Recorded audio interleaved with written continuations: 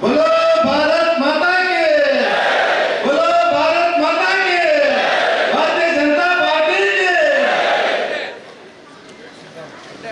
ಸತೀಶ್ ಕುಂಬಾಳ ಅವರಿಗೆ ಅದೇ ರೀತಿ ಸುದರ್ಶನ್ ಅವರಿಗೆ ಕೂಡ ಅವರು ಈ ಪೇಟವನ್ನು ಏನು ಕೊಡಿಸಿದ್ದಾರೆ ಆ ಪೇಟ ಅವರು ಇಲ್ಲಿ ಕಾರ್ಯಕ್ರಮ ಮುಗಿಯುವವರೆಗೆ ಇಡಬೇಕು ಅಂತ ನಮ್ಮ ಕಾರ್ಯಕರ್ತರ ಅಪೇಕ್ಷೆ ಇದೆ. ಇನ್ನು ಮುಂದೆಗೆ ಆರ್ ಅಶೋಕ್ ಅವರು ಅವರಿಗೆ ಗೌರವಾರ್ಪಣೆ ಮಾಡ್ತಾ ಇದ್ದಾರೆ. ಅದೇ ರೀತಿ ಡಾಕ್ಟರ್ ಅಶೋಕ್ ಅವರು ಕೂಡ ಅವರ ಹಾಕುವ ಮುಖಾಂತರ ಗೌರವಾರ್ಪಣೆ ಮಾಡ್ತಾ ಇದ್ದಾರೆ. ನೂತನ ಅಧ್ಯಕ್ಷರು ಹಾಗೂ ನಿರ್ಗಮ ಅಧ್ಯಕ್ಷರುಗಳಿಗೆ ದೈವಿ ಭಕ್ತರು, ದೇವರ ಬಗ್ಗೆ ಅತಿ ಹೆಚ್ಚು ಭಕ್ತಿ ಇರ್ತಕ್ಕಂಥ ಜನರು ಸಿಗ್ತಾರೆ. ರಾಜ್ಯದಲ್ಲಿ ಏನಾದರೂ ಅತಿ ಹೆಚ್ಚು ಪುತ್ರವನ್ನು ನೋಡ್ಕೊಂಡು ಹೋದ್ರೆ ಮತ್ತು ಮಂಗಳೂರಿಗೆ ಬರಬೇಕು, ದಕ್ಷಿಣ ಕನ್ನಡಕ್ಕೆ ಬರಬೇಕು. ಇಡೀ ದೇಶದಲ್ಲಿ ಲೋಕಸಭಾ ಚುನಾವಣೆಯನ್ನು ಎದುರು ನೋಡುತ್ತಾ ಇದ್ದಾರೆ. ಮತ್ತೆ ಭಾರತದಲ್ಲಿ ಮುಂದಿನ ಲೋಕಸಭಾ ಚುನಾವಣೆಗೆ ಫಲಿತಾಂಶ ಏನಾಗಬಹುದು ಅಂತೇಳಿ ಕಳೆದ 5-6 ತಿಂಗಳುಗಳಿಂದ ಕೇವಲ ನಮ್ಮ ದೇಶದಷ್ಟೇ ಅಲ್ಲ, ಭಾರತದ ಗಡಿಯ ಆಚೆಯೂ ಕೂಡ ಹಲವಾರು ಚರ್ಚೆಗಳು ನಡೀತಾ ಇದೆ. ಏನಾಗ್ತದೆ ಮುಂದಿನ ಲೋಕಸಭಾ ಚುನಾವಣೆ? ಕೇಂದ್ರದಲ್ಲಿ ಮತ್ತೊಮ್ಮೆ ಭಾರತೀಯ ಜನತಾ ಪಾರ್ಟಿ ಅಧಿಕಾರಕ್ಕೆ ಬರ್ತದ, ನರೇಂದ್ರ ಮೋದಿಜಿಯವರು ಪ್ರಧಾನಮಂತ್ರಿ ಆಗ್ತಾರೆ ಅನ್ನೋ ಪ್ರಶ್ನೆ ಭಾರತ ಬಿಟ್ಟು ಹೊರ ದೇಶಗಳಲ್ಲೂ ಕೂಡ ಸಾಕಷ್ಟು ಚರ್ಚೆ ಆಗ್ತಾ ಇದೆ. ಹಿಂದೆ ಯಾವಾಗಲೂ ಕೂಡ ಭಾರತದ ಚುನಾವಣೆ ಆದರೆ ಯಾರೂ ಕೂಡ ತಲೆ ಕೆಡಿಸ್ಕೊಂತ ಇರಲಿಲ್ಲ. ಈ ದೇಶದಲ್ಲಿ ಮುಂದೆ ಯಾರು ಪ್ರಧಾನಮಂತ್ರಿ ಆಗ್ತಾರೆ ಅಂತ ಹೇಳಿ ಯಾರು ಕೂಡ ತಲೆ ಕೆಡಿಸ್ಕೊಂತ ಇರಲಿಲ್ಲ. ಆದ್ರೆ ಮೊದಲ ಬಾರಿಗೆ ಸ್ವಾತಂತ್ರ್ಯ ಬಂದ ನಂತರ ಮೊದಲ ಬಾರಿಗೆ ಭಾರತದಲ್ಲಿ ಚುನಾವಣೆ ನಡೀತದೆ. 2024ರಲ್ಲಿ ಏನಾಗ್ತದೆ ಚುನಾವಣಾ ಫಲಿತಾಂಶ ಅಂತ ಹೇಳಿ ಒಂದು ಉತ್ಸುಕತೆ ಎಲ್ಲ ದೇಶದಲ್ಲೂ ಕೂಡ, ದೇಶದ ಹೊರಗಡೆನೂ ಕೂಡ ಕಾಡ್ತಾ ಇದೆ. ಕಾರಣ ಏನಪ್ಪಾ ಅಂತ ಹೇಳಿದ್ರೆ, ಬಹುಶಃ ಸ್ವಾತಂತ್ರ್ಯ ಬಂದ ಮೇಲೆ ಮೊದಲ ಬಾರಿಗೆ ಜಗತ್ತಿನಲ್ಲಿರ್ತಕ್ಕಂಥ ಅಗ್ರಗಣ್ಯ ರಾಷ್ಟ್ರಗಳಿಗೂ ಕೂಡ ಈ ಜಗತ್ತಿಗೆ ಒಂದು ಜಗತ್ತನ್ನ ಮುನ್ನಡೆಸ್ಕೊಂಡು ಹೋಗ್ತಕ್ಕಂಥ ಶಕ್ತಿ, ಈ ಜಗತ್ತಿಗೆ ಒಂದು ಸ್ಪಷ್ಟ ದಾರಿಯನ್ನು ತೋರಿಸ್ತಕ್ಕಂಥ ಶಕ್ತಿ ಇವತ್ತು ಈ ಭೂಮಿಯ ಮೇಲೆ ಯಾರು ಇದ್ರೆ ಅದು ಹೆಮ್ಮೆಯ ಪ್ರಧಾನಮಂತ್ರಿ ನರೇಂದ್ರ ಮೋದಿಜಿಯವರಿಗೆ. ಇದು ನಾವು ಒಬ್ಬ ಭಾರತೀಯ ಜನತಾ ಪಾರ್ಟಿ ಕಾರ್ಯಕರ್ತನಾಗಿ ಒಬ್ಬ ಭಾರತೀಯ ಜನತಾ ಪಾರ್ಟಿ ಅಧ್ಯಕ್ಷನಿಗೆ ಮಾತನ್ನ ಹೇಳ್ತಾ ಇಲ್ಲ, ಇಡೀ ಜಗತ್ತಿನಲ್ಲಿ ಇವತ್ತು ಮಾತನಾಡ್ತಾ ಇದ್ದಾರೆ. ನರೇಂದ್ರ ಮೋದಿಜಿಯವರು ಏನ್ ಮಾತನಾಡ್ತಾರೆ? ನರೇಂದ್ರ ಮೋದಿಜಿಯವರು ಅಮೆರಿಕ ಹೋದ್ರೆ ಅಲ್ಲಿ ಏನ್ ಮಾತನಾಡ್ತಾರೆ? ನರೇಂದ್ರ ಮೋದಿಜಿಯವರು ಆಸ್ಟ್ರೇಲಿಯಾ ಹೋದ್ರೆ ಏನ್ ಮಾತನಾಡ್ತಾರೆ? ಇವತ್ತು ಅರಬ್ ದೇಶಗಳು ಹೋದ್ರು ಮೋದಿಯವರು ಏನ್ ಮಾತನಾಡ್ತಾರೆ ಅಂತ ಹೇಳಿ ಇಡೀ ಜಗತ್ತು ಇವತ್ತು ಗಮನಿಸ್ತಾ ಇದೆ. ಕಾರಣ ಏನಪ್ಪಾ ಅಂತ ಹೇಳಿದ್ರೆ, ಅಂದು ಏನು ಸ್ವಾಮಿ ವಿವೇಕಾನಂದರು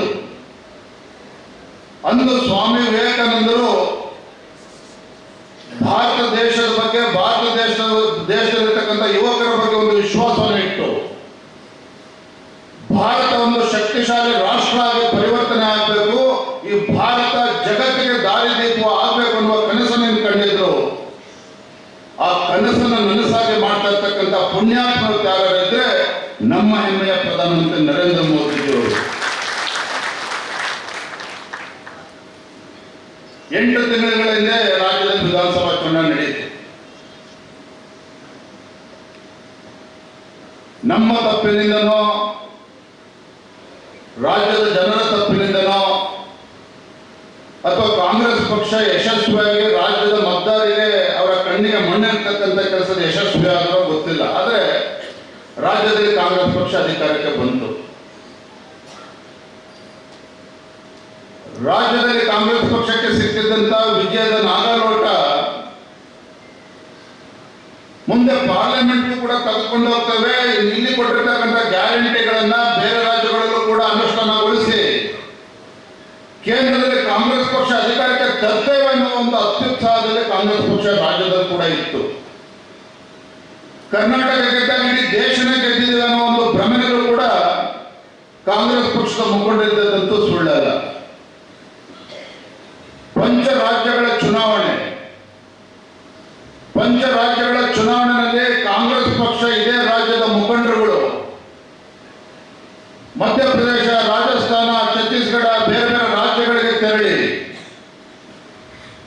ಕರ್ನಾಟಕದಲ್ಲಿ ಏನೋ ಬಹಳ ಉದ್ಧಾರ ಮಾಡಿಬಿಟ್ಟಿದ್ದೇವೆ, ಜನರನ್ನ ವಿಶ್ವಾಸನ ಗೆದ್ದಿದ್ದೇವೆ, ಬಿಜೆಪಿನ ಸೋಲಿಸಿ ರಾಜ್ಯದಲ್ಲಿ ಅಧಿಕಾರಕ್ಕೆ ಬಂದಿದ್ದೇವೆ. ಈ ರಾಜ್ಯಗಳಲ್ಲೂ ಕೂಡ ನಮ್ಮ ಗ್ಯಾರಂಟಿ ಸ್ಕೀಮ್ಗಳನ್ನು ನಂಬಿ ಕಾಂಗ್ರೆಸ್ ಪಕ್ಷನ ಅಧಿಕಾರಕ್ಕೆ ತಗೊಬನ್ನಿ, ಇಲ್ಲೂ ಕೂಡ ಕಾಂಗ್ರೆಸ್ ಪಕ್ಷ ಒಳ್ಳೆ ಕೆಲಸ ಮಾಡುತ್ತೆ ಅನ್ನುವ ಮಾತುಗಳನ್ನ, ಬಣ್ಣ ಬಣ್ಣದ ಮಾತುಗಳನ್ನ ರಾಜ್ಯದಲ್ಲೂ ಕೂಡ ಮಾತನಾಡೋದು. ಆದ್ರೆ ಮಧ್ಯಪ್ರದೇಶ, ರಾಜಸ್ಥಾನ, ಛತ್ತೀಸ್ಗಢದ ಪ್ರಜ್ಞಾವಂತ ಮತದಾರರು ನಿಮ್ಮ ಕಾಂಗ್ರೆಸ್ ಪಕ್ಷದ ಬೊಗಳೆಯ ಗ್ಯಾರಂಟಿಗಳ ಬಗ್ಗೆ ನಮಗೆ ವಿಶ್ವಾಸ ಇಲ್ಲ, ಈ ದೇಶಕ್ಕೆ, ನಮ್ಮ ರಾಜ್ಯಕ್ಕೆ ಬೇಕಾಗಿರ್ತಕ್ಕಂಥದ್ದು ನರೇಂದ್ರ ಮೋದಿ ಅವರ ಗ್ಯಾರಂಟಿ, ನರೇಂದ್ರ ಮೋದಿ ಅವರ ಬಗ್ಗೆ ವಿಶ್ವಾಸ ಇದೆ, ನಿಮ್ಮ ಕಾಂಗ್ರೆಸ್ ಪಕ್ಷದ ಬಗ್ಗೆ ವಿಶ್ವಾಸ ಇಲ್ಲ ಅನ್ನೋ ಮಾತನ್ನ ಕೇವಲ ಮಾತುಗಳನ್ನಾಡಲಿಲ್ಲ. ಯಾವ ಮಧ್ಯಪ್ರದೇಶ, ರಾಜಸ್ಥಾನ, ಛತ್ತೀಸ್ಗಢದಲ್ಲಿ ಮತ್ತೆ ಅಧಿಕಾರಕ್ಕೆ ಬರ್ತೇವೆ ಅನ್ನೋ ಭ್ರಮೆಯಲ್ಲಿ ಕಾಂಗ್ರೆಸ್ ಪಕ್ಷ ಇದ್ರು, ಅದಕ್ಕೆ ತಕ್ಕ ಉತ್ತರವನ್ನು ನೀಡಿದ್ದಾರೆ. ಅಲ್ಲಿಯ ಪ್ರಜ್ಞಾವಂತ ಮತದಾರರು ತಕ್ಕ ಉತ್ತರವನ್ನು ನೀಡಿದ್ದಾರೆ. ಭಾರತೀಯ ಜನತಾ ಪಾರ್ಟಿಗೆ ಮತ್ತೊಮ್ಮೆ ಅಧಿಕಾರಕ್ಕೆ ತಂದಿದ್ದಾರೆ. ಇದರ ಪರಿಣಾಮ ಏನು ಅಂತ ಹೇಳಿದ್ರೆ, ಇದರ ಪರಿಣಾಮ ಏನು, INDA ಕೂಟವನ್ನು ಮಾಡಿಕೊಂಡು ದೇಶದಲ್ಲಿ ಮತ್ತೆ ಅಧಿಕಾರಕ್ಕೆ ಬರ್ತೇವೆ ಅಂತ ಭ್ರಮೆಯಲ್ಲಿದ್ದಂತ ಕಾಂಗ್ರೆಸ್ ಪಕ್ಷ INDA ಕೂಟದ ಒಂದೊಂದೇ ದಳಗಳು ಉದುರು ಬೀಳ್ತಾ ಇರ್ತಕ್ಕಂಥದ್ದು ತಾವು ನೋಡ್ತಾ ಇದ್ದೀರಿ. ಬಹುಶಃ ಚುನಾವಣೆ ಮುಗಿಯೋದು ದೂರದ ಮಾತು, ಮುಂದಿನ ಲೋಕಸಭಾ ಚುನಾವಣೆ ದಿನಾಂಕ ಘೋಷಣೆ ಆಗೋ ಜೊತೆಗೆ ಕಾಂಗ್ರೆಸ್ ಪಕ್ಷದ ಎಷ್ಟು ಜನ ಖಾಲಿ ಮಾಡ್ಕೊಂಡು ಹೋಗಿರ್ತಾರೋ ಗೊತ್ತಿಲ್ಲ, ಆ ರೀತಿಯ ವಾತಾವರಣಕ್ಕೆ ನಿರ್ಮಾಣ ಆಗಿದೆ. ಎಲ್ಲೋ ಒಂದು ಕಡೆ ಮುಂದಿನ ಲೋಕಸಭಾ ಚುನಾವಣೆ ತಾಂತ್ರಿಕವಾಗಿ ದಿನಾಂಕ ಘೋಷಣೆ ಆಗಬೇಕು. ಈಗಾಗಲೇ ಭಾರತೀಯ ಜನತಾ ಪಾರ್ಟಿ ಅಧಿಕಾರಕ್ಕೆ ಬಂದಾಗಿದೆ. ಕೇಂದ್ರದಲ್ಲಿ ನರೇಂದ್ರ ಮೋದಿ ಅವರು ಮತ್ತೊಮ್ಮೆ ಪ್ರಧಾನಮಂತ್ರಿ ಆಗೇ ಆಗ್ತಾರೆ ಅನ್ನೋ ವಿಶ್ವಾಸ ಇಡೀ ದೇಶದಲ್ಲಿ ಇವತ್ತು ಮೂಡಿದೆ. ಕರ್ನಾಟಕ ರಾಜ್ಯದಲ್ಲೂ ಕೂಡ ಅದೇ ವಾತಾವರಣಕ್ಕೆ ನಿರ್ಮಾಣ ಆಗಿದೆ, ಅದೇ ವಾತಾವರಣ ನಿರ್ಮಾಣ ಆಗಿದೆ. ನಾನು ಮೊನ್ನೆ ದಿನ ಬೆಂಗಳೂರು ಮಹಾನಗರದಲ್ಲಿ ರಾಜ್ಯದ ಕಾರ್ಯಕಾರಿಣಿ, ರಾಜ್ಯದ ಅಧ್ಯಕ್ಷನಾದ ಮೇಲೆ ಮೊದಲ ಕಾರ್ಯಕಾರಿಣಿಯನ್ನು ಕರೆದಂತ ಸಂದರ್ಭದಲ್ಲಿ ನನಗೆ ಬಹಳ ಸಂತೋಷ ಆಗಿದ್ದೇನಪ್ಪ ಅಂತ ಹೇಳಿದ್ರೆ, 100ಕ್ಕೆ 98% ಅಟೆಂಡೆನ್ಸ್, ಅಂದ್ರೆ ಪ್ರತಿಯೊಬ್ಬರು ಕೂಡ ಕಾರ್ಯಕಾರಿಣಿಗೆ ಬಂದಿದ್ರು. ಎರಡನೇ ಸಂತೋಷದ ವಿಚಾರ ಅಂತ ಹೇಳಿದ್ರೆ, ಸಂಜೆ 5:15 ನನ್ನ ಸಮಾರೋಪ ಭಾಷಣ ಮುಗಿಯೋವರೆಗೂ ಸಹ ಪ್ರತಿಯೊಬ್ಬರು ಕೂಡ ಕಾರ್ಯಕಾರಿಣಿಯಲ್ಲಿ ಭಾಗವಹಿಸಿದ್ರು. ಬಹಳ ಅದ್ಭುತವಾಗಿ ಅರ್ಥಪೂರ್ಣವಾದ ಕಾರ್ಯಕಾರಿಣಿ ಬಹಳ ಯಶಸ್ವಿಯಾಗಿ ಮುಗಿತು. ನಾನು ಕೂಡ ಒಂದಿನ ಕೂಡ ಮನೇಲಿ ಕೂತಿಲ್ಲ, ಕಾರ್ಯಕಾರಿಣಿ ಮುಗಿಸಿದ್ದೇನೆ. ಸಂಜೆ 6 ಗಂಟೆ ಬೆಂಗಳೂರು ಬಿಟ್ಟು ರಾತ್ರಿ 11:30 ಮಂತ್ರಾಲಯ ತಲುಪಿ ಬೆಳಗ್ಗೆ ರಾಘವೇಂದ್ರ ದರ್ಶನವನ್ನು ಪಡೆದುಕೊಂಡು ಮೊನ್ನೆ ದಿನ ರಾಯಚೂರು ಪ್ರವಾಸ, ರಾಯಚೂರು ಮುಗಿಸ್ಕೊಂಡು ಯಾದಗಿರಿ ಜಿಲ್ಲೆ ಪ್ರವಾಸ, ಯಾದಗಿರಿ ಜಿಲ್ಲೆ ಪ್ರವಾಸ ಮುಗಿಸ್ಕೊಂಡು ನಿನ್ನ ಬೆಳಗ್ಗೆ ಬೀದರ್ ಮುಗಿಸ್ಕೊಂಡು ಗುಲ್ಬರ್ಗ ಮುಗಿಸ್ಕೊಂಡು ಮಂಗಳೂರಿಗೆ ಬಂದಿದ್ದೇನೆ. ನಾಳೆ ದಿನ ಚಿಕ್ಕಮಗಳೂರು ಪ್ರವಾಸ ಮುಗಿಸ್ಕೊಂಡು ನಾಡಿದ್ದು ಬೆಳಗ್ಗೆ ಹಾವೇರಿ ಜಿಲ್ಲೆ ಪ್ರವಾಸ ಮುಗಿಸ್ಕೊಂಡು ಹುಬ್ಳಿ ಪ್ರವಾಸಕ್ಕೆ ಹೋಗ್ತಾ ಇದ್ದೇನೆ. ಯಾಕೆ ನನ್ನ ಟೈಮ್ ಟೇಬಲ್ ಟೀಪ್ ನಿಮ್ಗೆ ಹೇಳ್ತಾ ಇದ್ದೀನಿ ಅಂತ ಹೇಳಿದ್ರೆ, ಪೂಜ್ಯ ತಂದೆಯವರೊಂದು ಮಾತನ್ನ ಹೇಳಿದ್ರು. ಸನ್ಮಾನ BS ಯಡಿಯೂರಪ್ಪ ಅವರು ನನ್ನ ರಾಜ್ಯದ ಅಧ್ಯಕ್ಷನಾಗಿ ನಮ್ಮ ಪಕ್ಷದ ಎಲ್ಲ ಹಿರಿಯರು ತೀರ್ಮಾನ ಮಾಡಿದ ಹೆಸರು ಘೋಷಣೆ ಆದಾಗ ತಂದೆಯವರು ಕರೆದ ತತ್ಕ್ಷಣ ಇರತಕ್ಕಂಥ ಮೊದಲ ವಾಕ್ಯ ಅಂತ ಹೇಳಿದ್ರೆ, ನೋಡ್ರಿ ಇವತ್ತೆಲ್ಲ ಪಕ್ಷದ ವರಿಷ್ಠರು ಹಿರಿಯರೆಲ್ಲರೂ ಕೂಡ ನಿನ್ನ ಬಗ್ಗೆ ವಿಶ್ವಾಸವನ್ನು ಇಟ್ಟಿದ್ದಾರೆ. ಸಂಘ ಪರಿವಾರದವರು ಕೂಡ ನಿನ್ನ ಬಗ್ಗೆ ವಿಶ್ವಾಸವನ್ನು ಇಟ್ಟಿಷ್ಟು ದೊಡ್ಡ ಜವಾಬ್ದಾರಿಯನ್ನು ಕೊಟ್ಟಿದ್ದಾರೆ. ಆ ಜವಾಬ್ದಾರಿಯನ್ನ ನೀನು ಬಹಳ ಜವಾಬ್ದಾರಿಯುತವಾಗಿ ನಿರ್ವಹಿಸಬೇಕು. ಒಂದು ದಿನನೂ ಕೂಡ ನಿಮ್ಮ ಮನೆಯಲ್ಲಿ ಕೂರಬಾರದು. ಲೋಕಸಭಾ ಚುನಾವಣೆಯಲ್ಲಿ 28ಕ್ಕೆ 28 ಕ್ಷೇತ್ರಗಳನ್ನು ಕೂಡ ಗೆಲ್ಲಬೇಕು. ಯಾವುದೇ ಕಾರಣಕ್ಕೂ ನಿನ್ನ ಪ್ರವಾಸವನ್ನು ನಿಲ್ಲಿಸಬಾರದು ಅನ್ನೋ ಕಿವಿ ಮಾತನ್ನು ಪೂಜೆ ತಂದವರು ಹೇಳಿದ್ದಾರೆ. ನನ್ನ ಕರ್ತವ್ಯವೂ ಕೂಡ ಇದೆ. ರಾಜ್ಯದ ಅಧ್ಯಕ್ಷನಾಗಿ ಘೋಷಣೆ ಆದ ನಂತರ ತಡ ಮಾಡದ ರಾಜ್ಯದ ಪದಾಧಿಕಾರಿಗಳನ್ನು ಘೋಷಣೆ ಮಾಡಿದ್ದೇವೆ. ಎಲ್ಲ ಜಿಲ್ಲೆಯ ಅಧ್ಯಕ್ಷರಿಗೆ ನಾನು ತೀರ್ಮಾನ ಮಾಡಿದ ಎಲ್ಲ ಜಿಲ್ಲೆಗಳು ಕೂಡ ನಮ್ಮ ವೀಕ್ಷಕರನ್ನ ಕಳಿಸಿ ಎಲ್ಲರ ಅಭಿಪ್ರಾಯವನ್ನು ಪಡೆದುಕೊಂಡು ಯಾರು ಜಿಲ್ಲೆ ಅಧ್ಯಕ್ಷರಾಗಬೇಕು ಅನ್ನೋ ಸೂಕ್ತ ವ್ಯಕ್ತಿಗಳನ್ನ ಆಯ್ಕೆ ಮಾಡ್ಕೊಂಡು ಬಂದಿದ್ರು. ಆ ವ್ಯಕ್ತಿಗಳನ್ನ ನಾವು ಜಿಲ್ಲಾಧ್ಯಕ್ಷರಾಗಿ ಘೋಷಣೆ ಮಾಡಿದ್ದೇವೆ. ಯಾಕೆಂದ್ರೆ ಕಾಲ ಬಹಳಷ್ಟು ಸಮಯಾವಕಾಶ ನಮಗಿಲ್ಲ. ಯಾವ ಕ್ಷಣದಲ್ಲಿ ಬೇಕಾದ್ರೂ ಲೋಕಸಭಾ ಚುನಾವಣೆ ಘೋಷಣೆ ಆಗ್ತದೆ. ನಾವು ಪ್ರತಿಯೊಬ್ಬ ಕಾರ್ಯಕರ್ತರು ಸಹ ಇವತ್ತಿಂದಲೇ ಹಗಲು ರಾತ್ರಿ ಪಕ್ಷದ ಅಭ್ಯರ್ಥಿ ಪರವಾಗಿ ಶ್ರಮಿಸಬೇಕಾಗಿದೆ. ನಮ್ಮ ಎಲ್ಲ ಕ್ಷೇತ್ರಗಳು ಕೂಡ ಗೆಲ್ಲಬೇಕಾಗಿರ್ತಕ್ಕಂಥ ದೊಡ್ಡ ಜವಾಬ್ದಾರಿ ನಮ್ಮ ಮೇಲೆ ಇದೆ.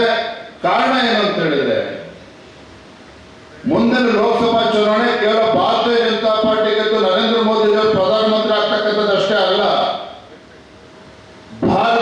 ಭವಿಷ್ಯವನ್ನು ರೂಪಿಸ್ತಕ್ಕಂಥ ಒಂದು ಮಹತ್ತರವಾಗಿರ್ತಕ್ಕಂಥ ಲೋಕಸಭಾ ಚುನಾವಣೆ.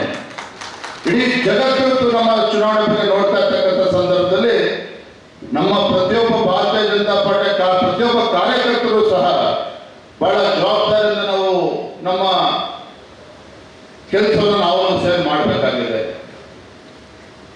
ರಾಜ್ಯದಲ್ಲಿ ಕಾಂಗ್ರೆಸ್ ಪಕ್ಷ ಇದೆ, ಸಿದ್ದರಾಮಯ್ಯ ಮುಖ್ಯಮಂತ್ರಿ ಇದ್ದಾರೆ, ಡಿ.ಕೆ. ಶಿವಕುಮಾರ್ ಅವರು ರಾಜ್ಯದ ಅಧ್ಯಕ್ಷರಿದ್ದಾರೆ ಕಾಂಗ್ರೆಸ್ ಪಕ್ಷಕ್ಕೆ. ಯಾವುದನ್ನು ಕೂಡ ಹಗರವಾಗಿ ತೆಗೆದುಕೊಳ್ಳದೇನೆ, ಯಾಕೆಂದ್ರೆ ಕಾಂಗ್ರೆಸ್ ಪಕ್ಷದವರು ಒಂದ್ ಕಡೆ ಅಧಿಕಾರ ಇದೆ, ಸುಳ್ಳು ಹೇಳ್ತಕ್ಕಂಥದ್ದನ್ನು ನಿಷೇಧ ಕಾಂಗ್ರೆಸ್ ಪಕ್ಷದವರು. ಕಳೆದ ವಿಧಾನಸಭಾ ಚುನಾವಣೆ ಸಂದರ್ಭದಲ್ಲಿ ಭಾರತೀಯ ಜನತಾ ಪಾರ್ಟಿಯ ಬಗ್ಗೆ ಭ್ರಷ್ಟಾಚಾರ ಆರೋಪ ಮಾಡಿದ್ದು 30% 40% ಭ್ರಷ್ಟಾಚಾರ ಬಿಜೆಪಿ ಸರ್ಕಾರ ಮಾಡ್ತಾ ಇದ್ದಾರೆ ಅಂತೇಳಿ ಅದನ್ನ ಸರಿಯಾಗಿ ನಾವು ಡಿಫೆಂಡ್ ಮಾಡ್ಕೊಳ್ಳಿ, ಅದು ಬೇರೆ ಪ್ರಶ್ನೆ. ಅದು ಇವತ್ತೇನಾಗಿದೆ ರಾಜ್ಯದ ಪರಿಸ್ಥಿತಿ, ಕಾಂಗ್ರೆಸ್ ಪಕ್ಷ ಅಧಿಕಾರಕ್ಕೆ ಒಂದು 4 ತಿಂಗಳು 5 ತಿಂಗಳಾಗಿರಲಿಲ್ಲ. ಇನ್ಕಮ್ ಟ್ಯಾಕ್ಸ್ ರೈಡ್ ಆದರೆ 150-200 ಕೋಟಿ ಕೆಲವರ ಮನೆಯಲ್ಲಿ ಸಿಕ್ಕಿದೆ ಬೆಂಗಳೂರು ಮಹಾನಗರದಲ್ಲಿ. ನಾವು ನಿರೀಕ್ಷೆ ಮಾಡಿದ್ವಿ ಕಾಂಗ್ರೆಸ್ ಪಕ್ಷದ ಪ್ರತಿಕ್ರಿಯೆ ಏನಿರ್ತದೆ ಅಂತ ನಾವು ಕೂಡ ಎದುರು ನೋಡ್ತಾ ಇದ್ವಿ. ಕಾಂಗ್ರೆಸ್ ಪಕ್ಷದ ಮುಖಂಡರ ಮುಖ್ಯಮಂತ್ರಿಗಳ ಆದೇಶಗಳ ಪ್ರತಿಕ್ರಿಯೆ ಏನಿತ್ತಪ್ಪ ಅಂತ ಹೇಳಿದ್ರೆ, ಕೇಂದ್ರದಲ್ಲಿರ್ತಕ್ಕಂಥ ಭಾರತೀಯ ಜನತಾ ಪಾರ್ಟಿ ಸರ್ಕಾರ ನಮ್ಮ ಮೇಲೆ ಸವಾರಿ ಮಾಡ್ತಾ ಇದೆ, ನಮ್ಮನ್ನು ಟಾರ್ಗೆಟ್ ಮಾಡ್ತಾ ಇದೆ ಅಂತ ಹೇಳಿ ಕಾಂಗ್ರೆಸ್ ಪಕ್ಷದ ಹೇಳಿಕೆ ಕೊಟ್ಟರೆ ಹೊರತು ಅದು ಸಿಕ್ಕಿರ್ತಕ್ಕಂಥದ್ದು ಕಪ್ಪು ಹಣ, ಕಿತ್ತು ಬಿಸಾಕಿ ತೆಗೆದುಕೊಂಡೋಗಿ ಅವನ್ನೆಲ್ಲ ಅರೆಸ್ಟ್ ಮಾಡಿ ಅಂತ ಯಾರು ಕೂಡ ಹೇಳಿಲ್ಲ. ಅಂದ್ರೆ ಎಲ್ಲೋ ಒಂದ್ ಕಡೆ ಅದು ಸಿಕ್ಕಿರ್ತಕ್ಕಂಥ ಹಣ ಕಾಂಗ್ರೆಸ್ ಪಕ್ಷದ ಅನ್ನೋ ರೀತಿಯಲ್ಲಿ ಅವರು ಒಪ್ಕೊಂಡಿದ್ದಾರೆ ಅನ್ನೋದು ನಾನು ಹೇಳ್ತಿರ್ತಕ್ಕಂಥ ಒಂದು ಸಂಗತಿ. ಭ್ರಷ್ಟಾಚಾರದ ಬಗ್ಗೆ ಉದ್ದ ಭಾಷಣ ಮಾಡ್ತಕ್ಕಂಥ ಕಾಂಗ್ರೆಸ್ ಪಕ್ಷ ಇವತ್ತು ಬೆಂಗಳೂರು ಮಹಾನಗರದಲ್ಲಿ ಬಂದೋದ್ರೆ 1 ಸ್ಕ್ವೇರ್ ಫೀಟ್ಗೆ 100 ರೂಪಾಯಿ. ನಿನ್ ಮನೆ ಕಟ್ಟಬೇಕು, ಸ್ಯಾಂಕ್ಷನ್ ತಗೋಬೇಕು ಅಂದ್ರೆ 100 ರೂಪಾಯಿ, ಸ್ಯಾಂಕ್ಷನ್ ಆದ್ಮೇಲೆ 100 ರೂಪಾಯಿ, ಪವರ್ ಕನೆಕ್ಷನ್ ತಗೋಬೇಕಂದ್ರೆ ಅದಕ್ಕೂ ಸ್ಕ್ವೇರ್ ಫೀಟ್ 100 ರೂಪಾಯಿ. ಅದಕ್ಕೆ ನಿನ್ನೆ ದಿನ ಹೇಳ್ತಾ ಇದ್ದೆ, ಬಹುಶಃ ಲೋಕಸಭಾ ಚುನಾವಣೆ ಮುಗಿದ ಮೇಲೆ ಏನು ಕಾಂಗ್ರೆಸ್ ಪಕ್ಷ ಮಂತ್ರಿಮಂಡಲ ವಿಸ್ತರಣೆ ಮಾಡಿದ್ರೆ ಖಾತೆಗಳೇನು ಹಂಚ್ತಾರಲ್ಲ, ಸ್ಕ್ವೇರ್ ಫೀಟ್ ಮಂತ್ರಿ ಅಂತಾನೆ ಒಂದು ಹೊಸ ಖಾತೆ ನಿರ್ಮಾಣ ಮಾಡಿದ್ರು ಆಶ್ಚರ್ಯ ಪಡಬೇಕಾಗಿದೆ. ಆ ರೀತಿ ಭ್ರಷ್ಟಾಚಾರ ಕಾಂಗ್ರೆಸ್ ಪಕ್ಷ ನಡೀತಾ ಇದೆ. ಮತ್ತೊಂದು ಕಡೆ ದಲಿತರ ಬಗ್ಗೆ ಮಾತನಾಡ್ತಾರೆ. ನಾನು ನಿನ್ನೆ ಗುಲ್ಬರ್ಗದಲ್ಲಿ ಹೇಳಿದ್ದೇನೆ, ಅಲ್ಲಿರ್ತಕ್ಕಂಥ ಸಚಿವರು ಪ್ರಿಯಾಂಕಾ ಖರ್ಗೆ ಅವರು ಕೇಳಿದ್ದೇನೆ, ಮಾತೆತ್ತರೆ ದಲಿತರ ಬಗ್ಗೆ ಉದ್ದ ಭಾಷಣ ಮಾಡ್ತಕ್ಕಂಥ ಕಾಂಗ್ರೆಸ್ ಪಕ್ಷದ ಮುಖಂಡರು, ಮುಖ್ಯಮಂತ್ರಿಗಳು, ಡಿ.ಕೆ. ಶಿವಕುಮಾರ್ ಅವರು, ಮಂತ್ರಿಗಳು ಒಂದು ಮಾತನ್ನು ಕೇಳಿದ್ದೇನೆ, ಒಂದು ಪ್ರಶ್ನೆ ಕೇಳಿದ್ದೇನೆ. ಅರೆ, ಯಾವ ಬಾಬಾ ಸಾಹೇಬ್ ಅಂಬೇಡ್ಕರ್ ಅವರನ್ನ ಲೋಕಸಭಾ ಚುನಾವಣೆಯಲ್ಲಿ ನಿಂತ ಸಂದರ್ಭದಲ್ಲಿ ಸೋಲಿಸಿರ್ತಕ್ಕಂಥ ಕಾಂಗ್ರೆಸ್ ಪಕ್ಷ ಕೇವಲ ಬಾಬಾ ಸಾಹೇಬ್ ಅಂಬೇಡ್ಕರ್ ಅವರನ್ನ ಲೋಕಸಭಾ ಚುನಾವಣೆಯಲ್ಲಿ ಸೋಲಿಸುವುದಷ್ಟೇ ಅಲ್ಲ, ಅವರ ಬಾಬಾ ಸಾಹೇಬ್ ಅಂಬೇಡ್ಕರ್ ವಿರುದ್ಧ ನಿಂತು ಗೆದ್ದಂತ ಕಾಂಗ್ರೆಸ್ ಪಕ್ಷದ ಸಂಸದನಿಗೆ ಭಾರತ ರತ್ನ ಪ್ರಶಸ್ತಿ ಘೋಷಣೆ ಮಾಡ್ತಾರೆ ಕಾಂಗ್ರೆಸ್ ಪಕ್ಷದವರು. ಇವರು ಬಾಬಾ ಸಾಹೇಬ್ ಅಂಬೇಡ್ಕರ್ ಬಗ್ಗೆ ಉದ್ದ ಭಾಷಣ ಮಾಡ್ತಾರೆ, ಸಂವಿಧಾನದ ಬಗ್ಗೆ ಮಾತನಾಡ್ತಾರೆ. ಯಾವ ಬಾಬಾ ಸಾಹೇಬ್ ಅಂಬೇಡ್ಕರ್ ಅವರು ಮರಣ ಹೊಂದಂತ ಸಂದರ್ಭದಲ್ಲಿ ಗೌರವವಾಗಿ ಶವ ಸಂಸ್ಕಾರ ಮಾಡೋಕ್ಕೂ ಕೂಡ ಅವಕಾಶ ಕೊಟ್ಟಿಲ್ಲ, 6 ಅಡಿ 3 ಅಡಿ ಜಾಗ ಕೊಟ್ಟಿಲ್ಲ ಕಾಂಗ್ರೆಸ್ ಪಕ್ಷರು. ಇವರು ದಲಿತರ ಬಗ್ಗೆ ಮಾತನಾಡ್ತಾರೆ, ಬಾಬಾ ಸಾಹೇಬ್ ಅಂಬೇಡ್ಕರ್ ಬಗ್ಗೆ ಮಾತನಾಡ್ತಾರೆ. ಆದ್ರೆ ಪುಣ್ಯಾತ್ಮ ನರೇಂದ್ರ ಮೋದಿಜಿಯವರು ಯಾವ ಭಾರತ ದೇಶಕ್ಕೆ ಸಂವಿಧಾನ ಕೊಟ್ಟಿರ್ತಕ್ಕಂಥ ಬಾಬಾ ಸಾಹೇಬ್ ಅಂಬೇಡ್ಕರ್ ಅವರಿಗೆ ಅವರು ಓದಿರ್ತಕ್ಕಂಥ ಲಂಡನ್ ಓದಿರ್ತಕ್ಕಂಥ ತಂಗಿದಂತ ಆ ಕೊಠಡಿಯನ್ನ ಅದನ್ನ ಖರೀದಿ ಮಾಡಿ ಅಂತಾರಾಷ್ಟ್ರೀಯ ಮಟ್ಟದಲ್ಲಿ ಅದಕ್ಕೆ ಒಂದು ಪ್ರಚಾರ ಕೊಡ್ತಕ್ಕಂಥ ಕೆಲಸ ಮಾಡಿದ್ದಾರೆ. ಯಾವ ಮಹಾರಾಷ್ಟ್ರದಲ್ಲಿರ್ತಕ್ಕಂಥ ಅವರ ತಂಗಿದಂತ ಪುಣ್ಯ ಭೂಮಿ ಅದನ್ನು ಕೂಡ ಅಭಿವೃದ್ಧಿ ಪಡಿಸ್ತಾ ಇದ್ದಾರೆ. ದೆಹಲಿಯಲ್ಲಿ ತಂಗಿದಂತ ಒಂದು ಕ್ಷೇತ್ರ ಅದನ್ನು ಕೂಡ ಅಭಿವೃದ್ಧಿ ಪಡಿಸ್ತಾ ಇದ್ದಾರೆ. ಬಾಬಾ ಸಾಹೇಬ್ ಅಂಬೇಡ್ಕರ್ ಅವರ ಜೀವನದಲ್ಲಿದ್ದಂತ 5 ಕ್ಷೇತ್ರಗಳನ್ನ ಪಂಚತೀರ್ಥ ಕ್ಷೇತ್ರಗಳನ್ನ ಇವತ್ತು ಭಾರತೀಯ ಜನತಾ ಪಾರ್ಟಿ ಮೋದಿ ಅವರು ಅದನ್ನು ಪರಿವರ್ತನೆ ಮಾಡ್ತಾ ಇದ್ದಾರೆ ಅಂತ ಹೇಳಿದ್ರೆ, ಇವತ್ತು ಕಾಂಗ್ರೆಸ್ ಅವರು ನಮ್ಮ ಬಗ್ಗೆ ಮಾತಾಡ್ತಕ್ಕಂಥ ಯಾವುದೊಂದು ನೈತಿಕತೆ ಉಳ್ಕೊಂಡಿಲ್ಲ. ಕೇವಲ ಚುನಾವಣೆ ಸಂದರ್ಭ ಬಂದಾಗ ಬಡವರ ಬಗ್ಗೆ ಮಾತನಾಡ್ತಾರೆ, ದಲಿತರ ಬಗ್ಗೆ ಮಾತನಾಡ್ತಾರೆ. ಆದ್ರೆ ಯಾವುದೊಂದು ಪ್ರಾಮಾಣಿಕ ಕಳಕಳಿ ಇರ್ತಕ್ಕಂಥ ಕಾಂಗ್ರೆಸ್ ಪಕ್ಷ ರಾಜ್ಯದಲ್ಲಿ ಬರ ಇರ್ತಕ್ಕಂಥ ಸಂದರ್ಭದಲ್ಲಿ ಇವತ್ತು ಕೇವಲ 2,000 ರೂಪಾಯಿ ಕೊಡ್ತಕ್ಕಂಥ ಕೆಲಸ ಮಾಡ್ತಾ ಇದ್ದಾರೆ. ಇನ್ನೂ ಕೂಡ ರಾಜ್ಯದಲ್ಲಿರ್ತಕ್ಕಂಥ ರೈತರು ಸಂಕಷ್ಟದಲ್ಲಿರ್ತಕ್ಕಂಥ ರೈತರಿಗೆ ಯಾವುದೊಂದು ಪರಿಹಾರವನ್ನು ರಾಜ್ಯ ಸರ್ಕಾರ ಕಾಂಗ್ರೆಸ್ ಸರ್ಕಾರ ಕೊಡ್ತಾ ಇಲ್ಲ. ಬರದ ವಿಚಾರದಲ್ಲಿ ಮಾತನಾಡೋದಾದ್ರೆ ಹಿಂದೆ ಬಿಜೆಪಿ ಸರ್ಕಾರ ಇದ್ದಾಗ ಯಡಿಯೂರಪ್ಪ ಮುಖ್ಯಮಂತ್ರಿ ಇದ್ದಾಗ ಬರ ಇದ್ದಂತ ಸಂದರ್ಭದಲ್ಲಿ ಕೇಂದ್ರ ಸರ್ಕಾರಕ್ಕೆ ಕಾಯ್ದೆನೆ NDRF ನಾರ್ಮ್ಸ್ ಪ್ರಕಾರ 6,500 ರೂಪಾಯಿ ಇದ್ರೆ ಯಡಿಯೂರಪ್ಪನವರು ಕೂಡ ನಮ್ಮ ಬಿಜೆಪಿ ಸರ್ಕಾರ 6,500 ರೂಪಾಯಿ ಘೋಷಣೆ ಮಾಡಿ ಪ್ರತಿ ರೈತರ ಅಕೌಂಟಿಗೆ 13,000 ರೂಪಾಯಿ ಹಣವನ್ನು ಹಾಕ್ತಕ್ಕಂಥ ಕೆಲಸ ಮಾಡಿದ್ರು. ನೆರೆಯ ಸಂದರ್ಭದಲ್ಲಿ ಮನೆಗಳು ಬಿದ್ದಾಗ NDRF ನಾರ್ಮ್ ಪ್ರಕಾರ 1 ಲಕ್ಷ ಇದ್ರೆ ಬಿಜೆಪಿ ಸರ್ಕಾರದ ಯಡಿಯೂರಪ್ಪನವರು ಇದ್ದಾಗ 4 ಲಕ್ಷ ರೂಪಾಯಿ ಘೋಷಣೆ ಮಾಡಿ ಬಡವರಿಗೆ ತೊಂದರೆ ಆಗಬಾರ್ದು ಅಂತ 5 ಲಕ್ಷ ರೂಪಾಯಿ ಅವ್ರ ಅಕೌಂಟಿಗೆ ನೇರವಾಗಿ ಹಾಕ್ತಕ್ಕಂಥ ಕೆಲಸ ಮಾಡಿದ್ರು. ಹಾಗಾಗಿ ರಾಜ್ಯದಲ್ಲಿರ್ತಕ್ಕಂಥ ಕಾಂಗ್ರೆಸ್ ಪಕ್ಷ ಕಾಂಗ್ರೆಸ್ ಸರ್ಕಾರ ಇವರು ಬಡವರ ಬಗ್ಗೆ ಮಾತನಾಡ್ತಕ್ಕಂಥ ಯಾವುದೋ ಒಂದು ನೈತಿಕತೆ ಉಳಿಸ್ಕೊಂಡಿಲ್ಲ. ರೈತರ ಬಗ್ಗೆ ಯಾವುದೇ ಒಂದು ರೀತಿ ಒಂದು ಉತ್ತಮ ಕೆಲಸ ಮಾಡೋದಕ್ಕೆ ಸಾಧ್ಯ ಆಗ್ತಾ ಇಲ್ಲ. ದಲಿತರಿಗೆ SCPTS ಹಣ 11,500 ಕೋಟಿ ಇದ್ದನ್ನ ಹಣವನ್ನು ಕೂಡ ಡೈವರ್ಟ್ ಮಾಡಿರ್ತಕ್ಕಂಥದ್ದು ನೋಡ್ತಾ ಇದ್ದೀರಿ. ಒಟ್ಟಾರೆ ಹೇಳೋದಾದ್ರೆ ರಾಜ್ಯದಲ್ಲಿರ್ತಕ್ಕಂಥದ್ದು ಬಡವರ ವಿರೋಧಿ ಸರ್ಕಾರ, ರೈತ ವಿರೋಧಿ ಸರ್ಕಾರ, ದಲಿತ ವಿರೋಧಿ ಸರ್ಕಾರ. ಇನ್ನ ಅಹಿಂದ ಅಂತ ಸಿದ್ದರಾಮಯ್ಯ ಭಾಷಣ ಮಾಡ್ತಾರೆ. ಅಹಿಂದ ಅಂದ್ರೆ ಆ ಒಂದು ಪಕ್ಕಕ್ಕೆ ಇಟ್ಕೊಂಡ ಹಿಂದುಳಿದ ಸಮಾಜಗಳನ್ನು ಯಾವತ್ತೂ ಕೂಡ ಗಾಳಿ ತೂರಾಗಿದೆ ಸಿದ್ದರಾಮಯ್ಯವರು. ಕೇವಲ ಅಲ್ಪಸಂಖ್ಯಾತರಿಂದ ಓಡ್ತಾ ಇದ್ದಾರೆ ಮಾನ್ಯ ಮುಖ್ಯಮಂತ್ರಿಗಳು. ಇವರಿಂದ ರಾಜ್ಯದಲ್ಲಿರ್ತಕ್ಕಂಥ ಕಾಂಗ್ರೆಸ್ ಸರ್ಕಾರದಿಂದ ರಾಜ್ಯದ ಜನತೆಗೆ ಯಾವುದೇ ರೀತಿ ಒಳ್ಳೇದಾಗೋದಕ್ಕೆ ಸಾಧ್ಯನೇ ಇಲ್ಲ. ಯಾವುದೇ ರೀತಿ ಒಳ್ಳೇದಾಗೋದಕ್ಕೆ ಸಾಧ್ಯನೇ ಇಲ್ಲ. ಇದ್ರ ಮಧ್ಯೆ ಪುಣ್ಯಾತ್ಮ ನರೇಂದ್ರ ಮೋದಿಜಿಯವರು ದೇಶದ ಪ್ರಧಾನಮಂತ್ರಿ ಆಗಿ ಇವತ್ತು ಅನೇಕ ಯೋಜನೆಗಳನ್ನ ಜನಪರ ಕಾರ್ಯಕ್ರಮಗಳನ್ನ ಕೊಡೋದ್ರ ಮುಖೇನ ಮನೆ ಮನೆಗೆ ತಲುಪತಕ್ಕಂಥ ಕೆಲಸ ಇವತ್ತು ನಮ್ಮ ಭಾರತೀಯ ಜನತಾ ಪಾರ್ಟಿ ಕೇಂದ್ರ ಸರ್ಕಾರ ನೇತೃತ್ವದಲ್ಲಿ ಆಗ್ತಾ ಇರ್ತಕ್ಕಂಥದ್ದು. ಆದ್ರೆ ನಿಮ್ಮ ಜವಾಬ್ದಾರಿ. ಕೇಂದ್ರದಲ್ಲಿ ಮತ್ತೊಮ್ಮೆ ಭಾರತೀಯ ಜನತಾ ಪಾರ್ಟಿ ಸರ್ಕಾರ ಅಧಿಕಾರಕ್ಕೆ ಬರಬೇಕು. ನಾವು ಕೂಡ ಘೋಷಣೆಗೆ ಹೋಗ್ತೇವೆ. ಮೋದಿ ಮತ್ತೊಮ್ಮೆ ಅಂತ ನಾವು ಘೋಷಣೆಗೆ ಹೋಗ್ತೇವೆ. ಕೇಂದ್ರದಲ್ಲಿ ಭಾರತೀಯ ಜನತಾ ಪಾರ್ಟಿ ಸರ್ಕಾರ ಬರ್ತದೆ, ಮೋದಿ ಅವರು 3ನೇ ಬಾರಿಗೆ ಪ್ರಧಾನಮಂತ್ರಿ ಆಗ್ತಾರೆ. ಅದನ್ನು ತಡೆಯೋದಕ್ಕೆ ಯಾರಿಂದಲೂ ಕೂಡ ಸಾಧ್ಯ ಇಲ್ಲ. ಆದ್ರೆ ನಿಮ್ಮ ಕರ್ತವ್ಯ ಏನಿದೆ ಹೊತ್ತು ವೇದಿಕೆ ಮೇಲಿರ್ತಕ್ಕಂಥ ನಮ್ಮ ಮುಖಂಡರು, ವೇದಿಕೆ ಮುಂಭಾಗದಲ್ಲಿರ್ತಕ್ಕಂಥ ನಮ್ಮ ಕಾರ್ಯಕರ್ತರು, ಇವತ್ತಿನ ಮೇಲೆ ಕೂತಿರ್ತಕ್ಕಂಥ ನಮ್ಮ ಮುಖಂಡರಿಗೆ ಇವತ್ತು ಅನೇಕ ದಶಕಗಳಿಂದ ನಮ್ಮ ಭಾರತೀಯ ಜನತಾ ಪಾರ್ಟಿ ಜೊತೆ ದುಡಿತಾ ಇರ್ತಕ್ಕಂಥವ್ರು. ಎಂಥ ಕ್ಲಿಷ್ಟಕರ ಸಂದರ್ಭದಲ್ಲೂ ಕೂಡ ಭಾರತೀಯ ಜನತಾ ಪಾರ್ಟಿಗೆ ಶಕ್ತಿ ತುಂಬಿರ್ತಕ್ಕಂಥ ಅನೇಕ ಮುಖಂಡರು ತಾವೆಲ್ಲ ಎಲ್ಲರೂ ಕೂಡ ಕೂತಿದ್ದೀರಿ. ನಮ್ಮ ಮುಂದಿನ ಗುರಿ ಇರ್ತಕ್ಕಂಥದ್ದು ರಾಜ್ಯದಲ್ಲಿ ಎಲ್ಲ 28 ಕ್ಷೇತ್ರಗಳನ್ನ ಗೆಲ್ಲಬೇಕು. ಅದನ್ನ ಗೆಲ್ಲೋದ್ರ ಮೂಲಕ ನರೇಂದ್ರ ಮೋದಿಯವರ ಕೈಯನ್ನು ಬಲಪಡಿಸಬೇಕು. ಆ ನಿಟ್ಟಿನಲ್ಲಿ ನಾವು ಸೇರಿ ಎಲ್ಲರೂ ಕೂಡ ಕೆಲಸ ಮಾಡಬೇಕಾಗಿದೆ. ಆ ಕಾರಣಕ್ಕೋಸ್ಕರ ನಾನು ಕೂಡ ರಾಜ್ಯದ ಅಧ್ಯಕ್ಷನಾಗಿ 1 ದಿನನೂ ಕೂಡ ಮನೆಯಲ್ಲಿ ಕೂರ್ದೇನೆ ರಾಜ್ಯಾದ್ಯಂತ ಪ್ರವಾಸ ಮಾಡ್ತಾ ಇದ್ದೇನೆ. ತುಂಬಾ ಸಂತೋಷ ಅಂತ ಹೇಳಿದ್ರೆ ರಾಜ್ಯದ ಯಾವುದೇ ಜಿಲ್ಲೆಗೆ ಹೋದ್ರೂ ಸಹ ಇವತ್ತು ಮತದಾರರು ಉತ್ಸಾಹದಲ್ಲಿದ್ದಾರೆ. ರಾಜ್ಯದಲ್ಲಿರ್ತಕ್ಕಂಥ ಮತದಾರರು ಸಹ ಹಿಂದಿನ ವಿಧಾನಸಭಾ ಚುನಾವಣೆಯಲ್ಲಿ ನಾವು ಮೋಸ ಹೋಗಿದ್ದೇವೆ, ಮತ್ತೊಮ್ಮೆ ಮೋಸ ಹೋಗಬಾರದು, ಕೇಂದ್ರದಲ್ಲಿ ಮೋದಿ ಅವರು ಪ್ರಧಾನಮಂತ್ರಿ ಆಗಬೇಕು ಅನ್ನೋ ಉತ್ಸಾಹದಲ್ಲಿ ಇವತ್ತು ರಾಜ್ಯದ ಮತದಾರರಿದ್ದಾರೆ. ಅದೇ ರೀತಿ ನಮ್ಮ ಕಾರ್ಯಕರ್ತರು ಸಹ ಹಿಂದಿನ ಚುನಾವಣೆಯ ಸೋಲಿನಿಂದ ಹೊರಗೆ ಬಂದು ನಾವು ಮೋದಿ ಮತ್ತೊಮ್ಮೆ ಅನ್ನೋ ವಿಶ್ವಾಸದಲ್ಲಿ ಉತ್ಸಾಹದ ಎಲ್ಲ ಕಾರ್ಯಕರ್ತರಿದ್ದಾರೆ.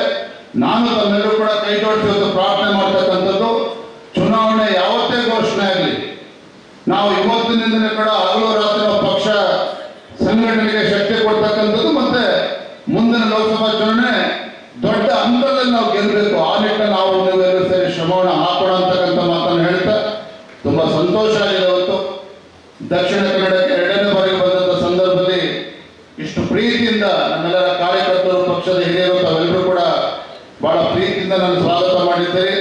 ನೀವು ಯಾವ ಪ್ರೀತಿ ವಿಶ್ವಾಸವನ್ನ ತಂದೆಯವ್ರ ಬಗ್ಗೆ ಇಟ್ಕೊಂಡಿದ್ರಿ, ಯಾವ ನಂಬಿಕೆಯನ್ನ ಪೂಜ್ಯ ತಂದೆಯವರು ಯಡಿಯೂರಪ್ಪ ಬಗ್ಗೆ ಇಟ್ಕೊಂಡಿದ್ರಿ, ಅದೇ ವಿಶ್ವಾಸ ಅದೇ ನಂಬಿಕೆಯನ್ನ ನಿಮ್ಮ ವಿಜೇಂದ್ರ ಬಗ್ಗೆ ಕೂಡ ದಯವಿಟ್ಟು ಇಡಬೇಕು ಅನ್ನೋ ಮಾತನ್ನ ಹೇಳ್ತಾ ತಮ್ಮೆಲ್ಲರೂ ಕೂಡ ಮತ್ತೊಮ್ಮೆ ವಂದಿಸಿ ನನ್ನ ಮಾತನ್ನು ಮುಗಿಸ್ತೇನೆ. ಬಲೋ ಭಾರತ್ ಮಾತಾ ಕಿ, ಭಾರತೀಯ ಜನತಾ ಪಾರ್ಟಿಗೆ ಬಲೋ ಭಾರತ್ ಮಾತಾ ಕಿ, ಸನ್ಮಾನ ನರೇಂದ್ರ ಮೋದಿಜಿ ಅವರಿಗೆ ಜೈ ಶ್ರೀರಾಮ್, ಜೈ ಶ್ರೀರಾಮ್, ಜೈ ಶ್ರೀರಾಮ್. ಕಾಂತರಾಜ್ ವರದಿಯನ್ನು ಮಾಡ್ತೇನೆ ಅಂತೇಳಿ ಭರವಸೆ ಕೊಡ್ಲಿಕ್ಕೋಸ್ಕರ ನಿಮಗೆ ಸರ್ಕಾರಿ ವತಿಯಿಂದ ಸಮಾವೇಶ ಮಾಡಬೇಕಾಯ್ತಾ? ಎಂತ ದುರ್ಗತಿ ಬಂತು ಸರ್ಕಾರಕ್ಕೆ. ಕಾಂತರಾಜ್ ವರದಿಯನ್ನು ಸಿದ್ಧಪಡಿಸಿದವರು ಯಾರು? ಕರ್ನಾಟಕದ ಮುಖ್ಯಮಂತ್ರಿ ಆಗಿದ್ದ ಸಿದ್ದರಾಮಯ್ಯನವರೇ ಕಾಂತರಾಜ್ ವರದಿಗೆ 165 ಕೋಟಿ ರೂಪಾಯಿ ಖರ್ಚು ಮಾಡಿದವರು. ಕಾಂತರಾಜ್ ವರದಿಗೋಸ್ಕರ ಕಾಂತರಾಜ್ ಸಮಿತಿಯನ್ನ ಮಾಡಿದವರು. ನಿಮ್ಮ ಕಾಲದಲ್ಲಿ ಕಾಂತರಾಜ್ ವರದಿಯನ್ನು ಸಿದ್ಧಪಡಿಸಿದ್ದಾರೆ, ಆಗಲೇ ಬಿಡುಗಡೆ ಮಾಡಲಿಲ್ಲ. ನಿಮ್ಮ ಸಮ್ಮಿಶ್ರ ಸರ್ಕಾರದ ನೇತೃತ್ವದಲ್ಲಿ ಕಾಂತರಾಜ್ ವರದಿ ಸಿದ್ಧವಾಗಿತ್ತು, ಆಗ ನೀವು ಮಾಡಲಿಲ್ಲ.